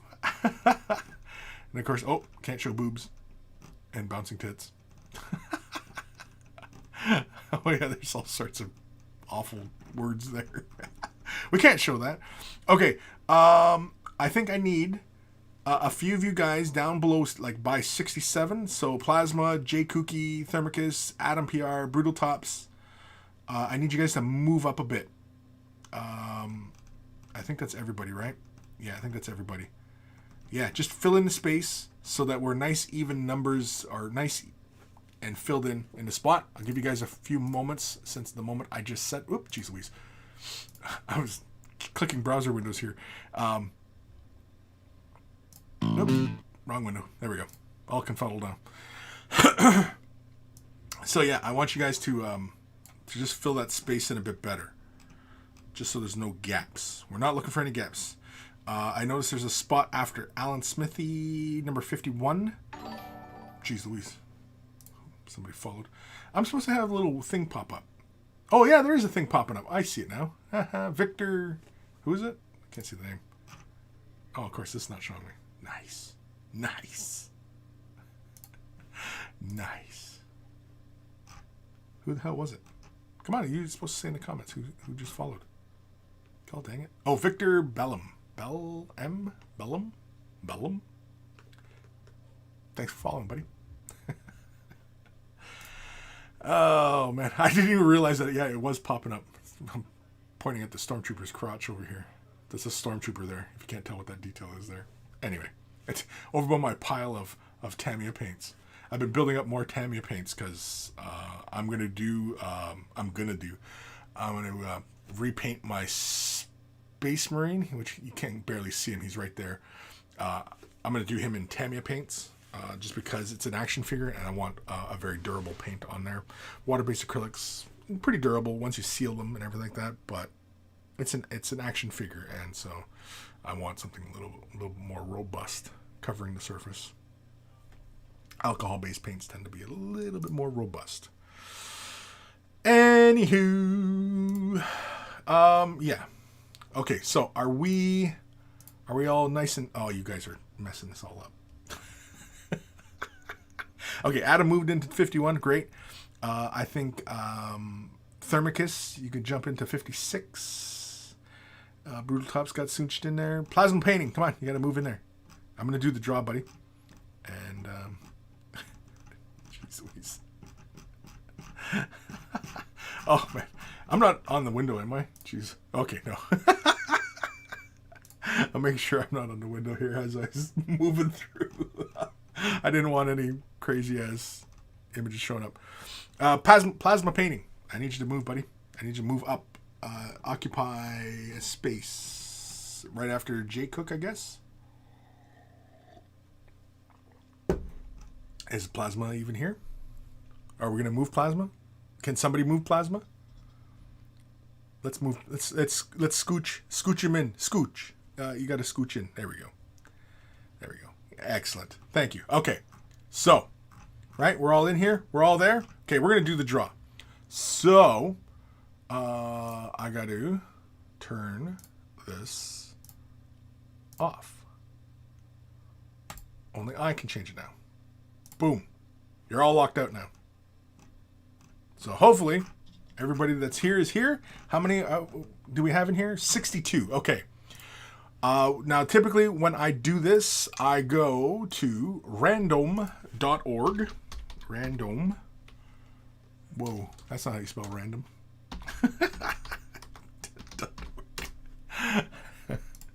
So I go to random.org, and I can't see the comments right now at the moment.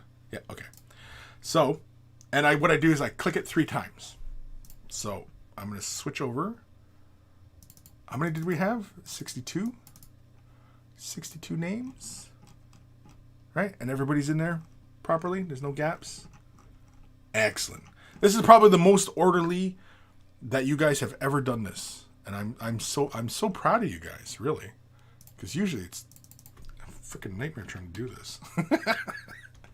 Okay, hold on here. All right, let me move over to the window. Let's just do the screen. Okay, so you can see on the right there, it's 1 to 62, right? 1 to 62. So typically how I do this is I click it 3 times. And on the 3rd click, we accept the result. All right? Oftentimes, just because when you click it once, it doesn't feel random enough, right? I'm sure it is. The science says it is. But I click it 3 times. So, here we go, right? 1 to 62. Right? Come on. Are we right? Okay, so here we go. Clicking 1 time. So 1, 2, and 3. 46. Who is 46? 46 is M. Cassidy. M. Cassidy, are you here? You need to comment right now, buddy. M. Cassidy. M. Cassidy, are you here? Yeah, I need to see a comment from M. Cassidy in the comments right now, because otherwise we'll draw again. Yeah, M. Cassidy, you're here. Okay, so Matt. Okay, Matt Cassidy, awesome. So you win, Matt. I didn't even switch the camera back over to me. It's all about me. No. So, Matt Cassidy, congratulations, buddy. You win. So what I want from you, Matt, is I want you to send me an email, Kris@wayofthebrush.com. Send me an email with your shipping information and what sort of start collecting box that you want. Now, not the really higher priced one, but we saw the prices earlier. I think you know which ones I'm talking about. I don't know what prices are for your region. I don't know if you're Canadian, but the prices I was showing earlier were Canadian. So whatever your region is, just let me know. Pick whichever start collecting box that you want. Send me a link or just tell me the name, whatever it is, and I will ship it off to you. Alrighty? So, congratulations, Matt. Is it Matthew? Matt? Louis? Louis? Anyway. Scott's going to be like, screw you, man. So don't forget, Matt Cassidy, send me an email with your shipping information and what start collecting box you want me to send you. Oh, you're Canadian? Excellent. So go to the Games Workshop site, start collecting boxes. That's the 100 to the 115 range, right? You know which ones I'm talking about there? So the ones that are 165, I'm not going to send you. Come on. I mean, unless we were buds. Are we buds? I don't know. Have we ever met? I don't know. Ebb and flow. He keeps mispronouncing my name butcher. Oh, I'm sorry. Was your name Matt Cassidy? Yeah. Ghost of Starman Deluxe. Kris, the high price ones are the Codex bundles. Oh, they're the Codex. Oh, is that all it is? Is they come with the Codex? God, I don't even know. Oh, yeah. Duh. It's in the freaking picture. I'm an idiot. I'd never said that I was the smartest guy on the planet. Yes. So is it the same deal with the Primaris Space Wolves? Yeah, it's like 2 aggressors, it looks like, with a bunch, or 3 aggressors, blood claws, right? 3 aggressors, blood claws, and a yeah, it's the same wolf guard dude. Oh yeah, it's just the Codex. Okay, so yeah, it's just a start collecting box with without the Codex. So there we go. So feel free to shoot me an email Matt, and with your shipping info, and I will get that right to you within this week.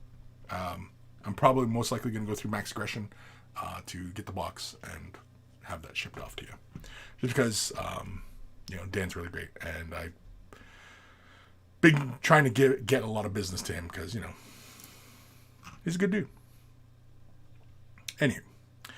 Where am I? Matt Cassidy. I'm good with either. Good with what? Jay Kooky, is the Dark Imperium start collecting? Yeah. Is it a start? I don't know. Isn't it only like $100? I don't think they sell it anymore, do they? Because now that the new box is coming out. Ooh, man, did you guys watch that preview with what's going to be in the new 9th edition box? Some sweet looking minis in that box, I'll tell you. Ooh, man. I'm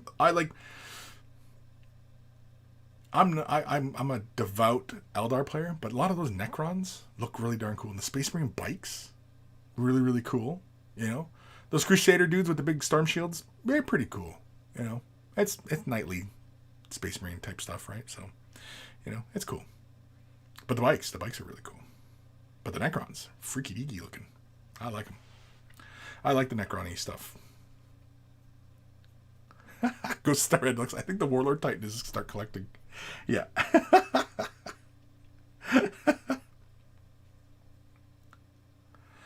Matt Cassidy. I know exactly which ones. No, we've not met before, but doesn't mean we're not buddies. We're not buds.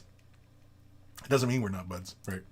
All right, we're gonna do another email. This one is from our good buddy. Who? Sean.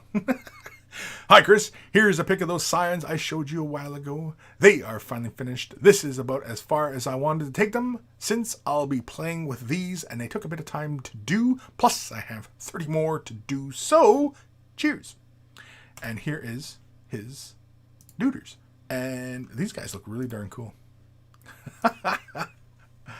They look like the British soldiers with the webbing on their helmets. The scions. These are really cool. The guns look really darn huge, though. Why do the guns look so huge? I like the work on the little arm computers, too. It's got that little gemmy stone effect going on. I like that. I like the colors. These guys look like soldiers. I like the work on the plasma, too. It's nice work on the plasma. Is it just one picture? Oh, it's just one picture.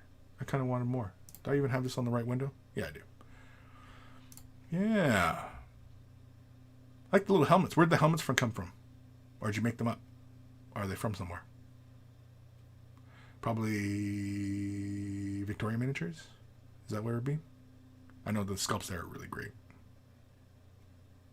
I've been eyeballing the ones that look like Tanith. Yeah. If I was to go Imperial Guard, and I always say this, if I was going Imperial Guard, I would go with Tanith looking little troopers. I would. All right. Any comments? Yeah, the Plasma says the helmets look awesome. Yeah, they do look awesome.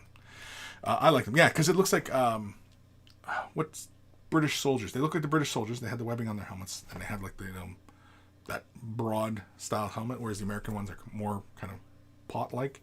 But anyway, really, really cool. Yeah, not to mention the bases. Yeah, the bases look really good. I like all the leaves and everything like that. Yeah, they're really good. Yeah. I'm going to assume those are Victoria Miniatures. I don't know. Maybe not. Maybe somebody else's. I'm probably insulting somebody. Somebody's going, no, those are ours, you moron. I don't know. Anywho, another email. This one is from our good buddy, Zach. Yes, Monkey Lord. Attached is my recently completed spirit. He doesn't speak with a German accent. He's Canadian. I was just doing the accent. Not much to say other than it was a blast to paint, and it seemed like a good time to get back to my Eldar with the upcoming 9th edition. The faceplate on her helmet is Turbo Dork Blue Raspberry. I love Blue Raspberry. And the rest are just Citadel colors. Just Citadel colors. CNC, as always, appreciated. Cheers. Zach, a.k.a. Eldari Lamborghini. Ooh. Oh, the helmet looks like it's a little bit out of focus, but... Oh, man. You painted little stars in there on top of the Blue Raspberry? Is that what you did, Zach? I gotta switch windows here. Hold on. God dangs it, man. That is really nice work. I love that. I love it. I saw you post this on Discord, but I did not really take a very close look at it. I'm sorry. But I really like the work on the helmet. I think the gemstones on the back guard and on the helmet could be picked out. The green gemstone on the collar or between the arm and the chest, really good. Like, it's really contrasty. I think the gemstones, the yellow and the red, I think you could push that color a little darker. Same with the yellow. And I push the yellow gemstone. I push that more towards the brown side of things. I always like it when it looks a little bit more amber-like. That's just personal preference. That's just an idea. But that helmet, man, that helmet is freaking cool, man. I like that. Yeah, I think the paint, or I guess maybe, is it going against, like, doing the gemstones in the helmet and the back vein thingy? I don't know what the hell those things are called, but is that, like, go against the theme of what you're going for? If those stones were picked out? I don't know. I can't see your comments right now, so I don't know if you're commenting, but yeah. Oh, here's a really good picture. Yeah, I like this angle.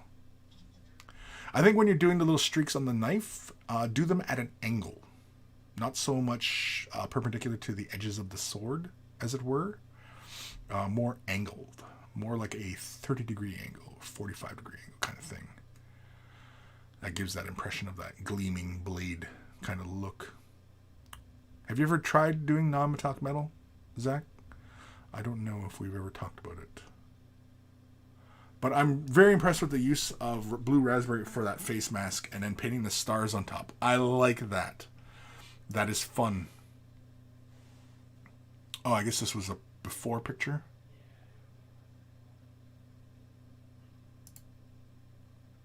Oh, is it a dark green? I thought it was a black. Oh.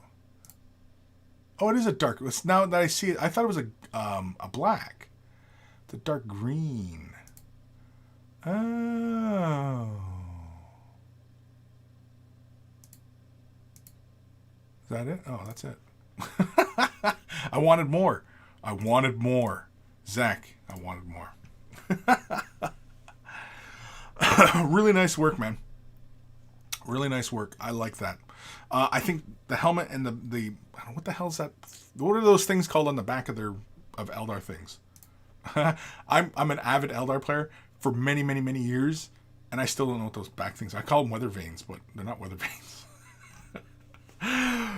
But anyway, I think they look really, really good, and yeah, that's awesome stuff. And using the Turbo Dork blue raspberry color shift paint, I think that blue raspberry is one of my favorite color dorks on the blue side of stuff, other than Curacao. Anywho, that one's really fantastic. It's more of a turquoise metallic, but it doesn't color shift. But the blue raspberry is one of my favorites. There's another good one that's color shift. A few of them are, when they shift, they shift like a darker to brighter. That's pretty cool. But I like the ones that shift between hues, like the purple blue, like blue raspberry, how it shifts from purple to blue. I love that. That's what color shift should always do. It should just shift between hues. Shifting up and down value, not so much, right? Getting lighter, darker, I'm not super jazzed about that. But when it shifts, like when they go like red green, that looks really cool. You ever see color shifts that go red green? Those are wild. Green gold. All these varying tones of color shifting. They're just really fun. Aaron Siege, Eldar suck, but that is kick ass. Good work, sir. Shut up. Heretic Scott, the helmet came out really cool. It reminds me a lot of the Warlocks from Destiny 2. Oh. Is that, yeah? Did the Warlocks in that have that kind of galaxy-esque? Because I remember there's a skin in Fortnite, and it looks like a galaxy, and I'm sure that so many people would ask me how you would accomplish something like that. And I know we've painted galaxies on surfaces, but I don't think like for an entirety of a model, painting it all galaxy it's too much. It's too much. You could do it pretty easily, but yeah. Eldari, Kris always wants more. I always want more. More. What time we at? Holy camolies, we're into overtime. Am I up on my emails? Yeah, because that's regarding the giveaway. This thing sent me all the notifications of everybody accessing the gall dang Google Doc. So yeah, I'm just gonna take them. I'm sorry. I'm kind of going through clearing them. Oh, for fuck's sakes. There we go. I'm just going through kind of clearing these right now because I just want to make sure that I have all the emails. I know some of you probably sent some already an email today. Yeah.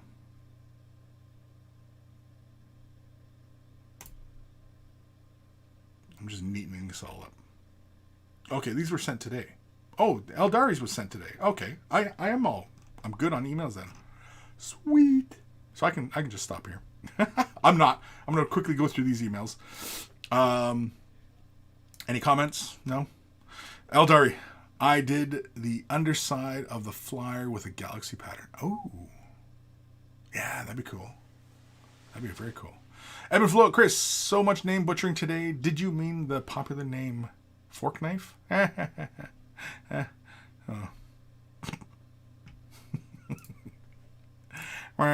It's kind of a dad joke. Okay. Another email. I've only got a couple more emails to go. And if you're trying to send me an email right now just to keep this show rolling, I'm not going to read it because I can tell. So this one is from our good buddy Raziel. Here's a quick pick of the table today. Happy 300th episode, your alleged Kris. Well, thank you, Raziel. And here is the table. And he said earlier that he was working on some Gundams. And I see Gundams, I see Necrons, I see a monkey paint cup. Or is that your tea, your coffee? Or both? Ooh. What's that Gundam with the cloaky thing going on? I'm not familiar with that one. Very cool. I like all your little model prep, little holders. Looks like little bits of cork with blue tag, sticky tag. Very nice, man. Awesome stuff. Working on stuff as, I try not to say too many stupid things and I embarrass myself. Oh, this one is, I don't know what's going on. This one was from Samuel, but it was regarding the Google Doc, so I can get rid of this one. And holy cramoly. Oh, this isn't a viewer email. Okay. This is somebody contacting me about something. I was like, what the hell's this about? It was because I was hoping for a bit of feedback, and I was like, oh, okay, well, we're going to talk about this. I was going to show this next, but this is about, I don't know what this is.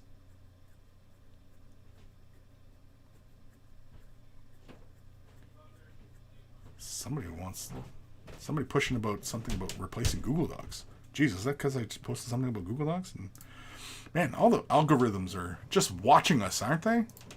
All right, I'm keeping the Google Doc as is. Oops, I moved Cassidy. Where is his name? There he is. I moved it again. Come on. There we go. So anybody who wants to view this after the fact, some of the names that you should not be reading. Knob Jockey. That's a good one. I like that one. Knob Jockey. Cornballs. Oh, shit. Oh, geez, somebody tried to drop that one in there. Come on, that's not funny. Meat Pocket. Some of these names in here. So anyway, I think we're done for the day, aren't we? We're done for the day. So Matt, Cassidy, send me a link or just tell me the name of your chosen what you want, what box set you want, and of course with your shipping information, and I will send that off to you. And of course, yeah. Oh, it's coffee, Reziel. That was coffee. That's the crossbone. Oh, it's crossbone. Cool. Go Starman Deluxe. Is that the Viagra company asking for feedback? We notice you're buying the big, gallon tubs of Viagra, and we want to know how it's working for you today. Ghost, Ghost, you're still working on that punch in the nose, eh? Aaron Siege, did someone say meat pockets? Yeah, it's in the list of the documents. Somebody put meat pockets. Anyway, I want to thank you guys for tuning in today. 300 episodes. Holy cramoles. And of course, congratulations to Matt Cassidy for, just being luck of the draw. And of course, I'm going to ship off a start collecting box, his choice. So I'm looking forward to your email, Matt. So send me your shipping information and your chosen starting collect box, and I will have that shipped off to you. Big thank you to everybody. And a huge thank you to my patrons who, without your support, fun stuff like this is not possible. And of course, your generosity as well. So big thank you. If you need help with your color scheme or paint job or a particular aspect of painting that's confusing you, send your questions, comments, or you just want to show off what you're working on, send it to Kris@wayofthebrush.com. It is in the description below, as well as a link to wayofthebrush.com. Central hub of all this silliness has links to all the social medias as well as Discord. Join us on Discord. It's a lot of fun. We keep the conversation rolling 24/7 there. It's 24/7 because the monkeys are all over the planet. There's Australia. So somebody in Japan, a couple people in Japan. I think there's a couple people in Japan. Although I don't know if I have anybody in India, or I know there's a couple monkeys in Russia. I don't know if there's anybody in the Middle East. I don't know if there might be somebody in Africa. I thought there was somebody who was in Africa. But anyway, sorry, I was trying to go through. You know what? Yeah, That's another idea for another day. But anyway, excuse me. So, join us on Discord. It's a lot of fun. WayTheBrush.com also has links for t-shirts. Want to get yourself a t-shirt? Look like a connoisseur of all that is good and holy in this world. They're wearing a Way the Brush t-shirt. Of course, if you purchase yourself a shirt, send a picture of yourself in your shirt, and I will add it to the Monkey Shrine, which probably will get added into the intro of the show as well once I get around to making a new intro. So, if you want to be part of the intro, which, everybody gets to see your mug, get to see it every episode. That's another incentive to, be part of it. And of course, it's really nice, and, it's just a nice way. You say, hey, look there's my face. And, years from now, we'll all be looking back at this going, geez Louise, what the F were we thinking?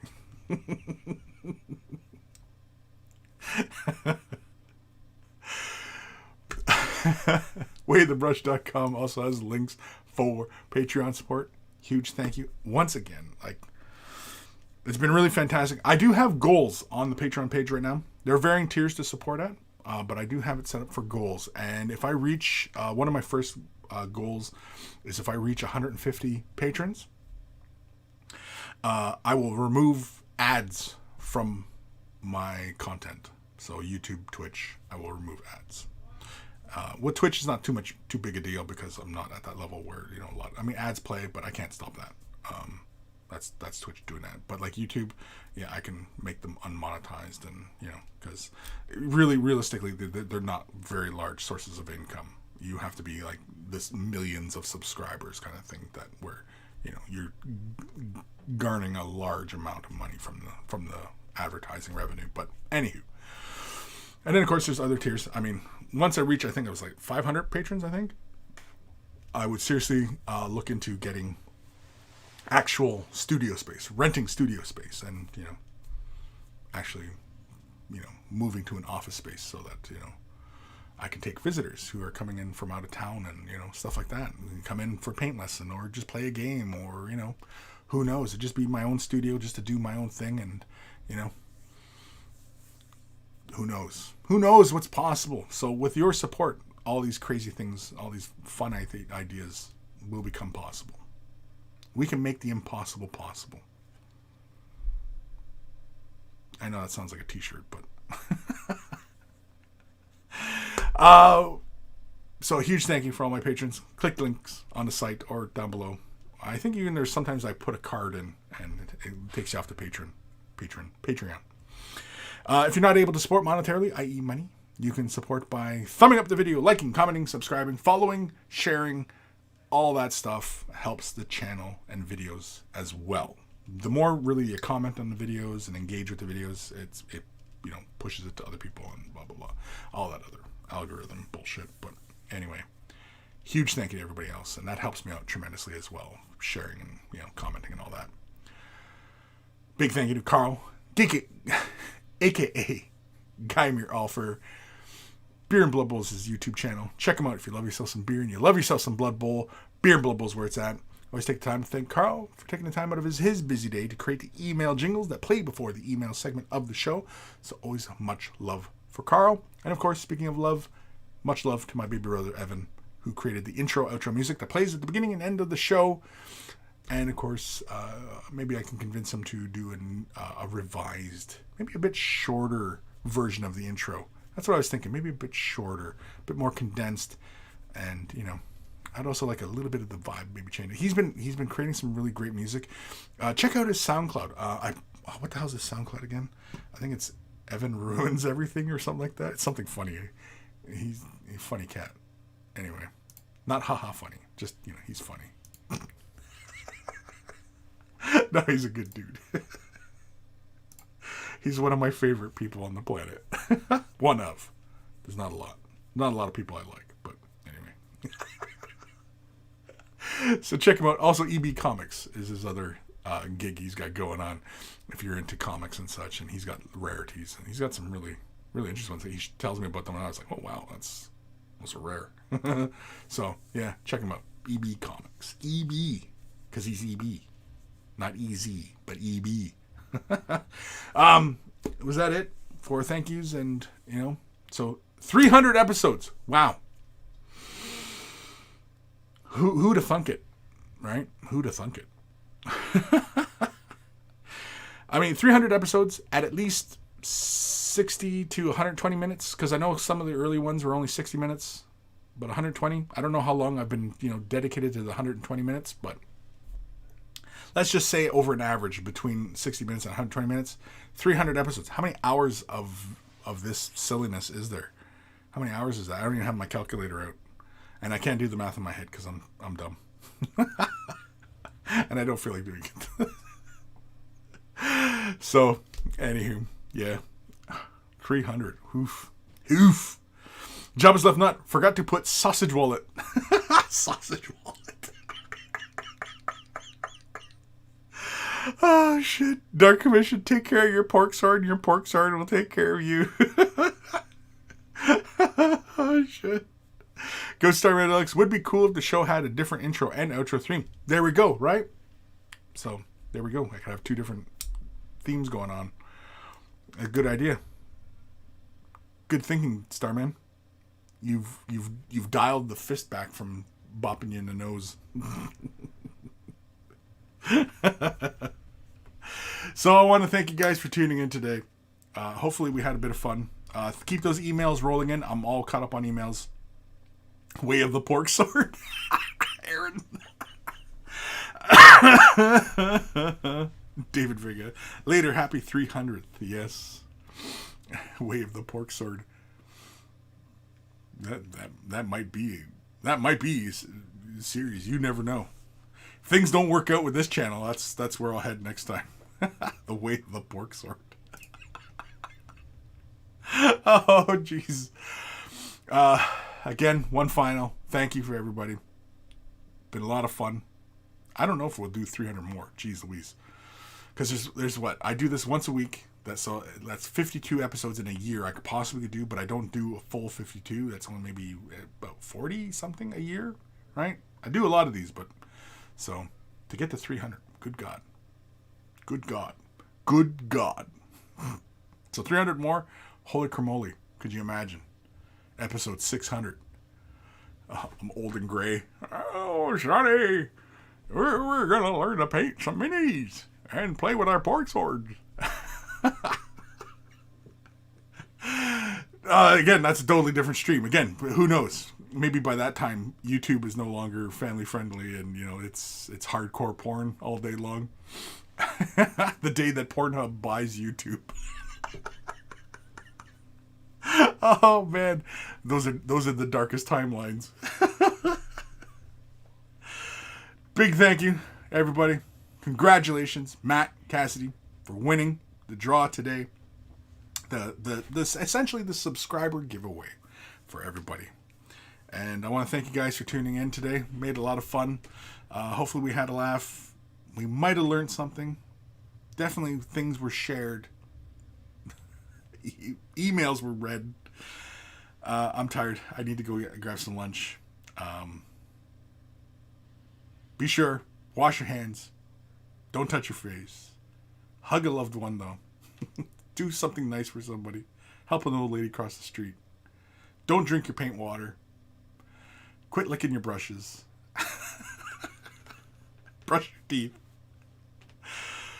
And if you're in a rush and you only have time to quickly wash a few things, make sure it's your armpits, teeth, assholes, crotch.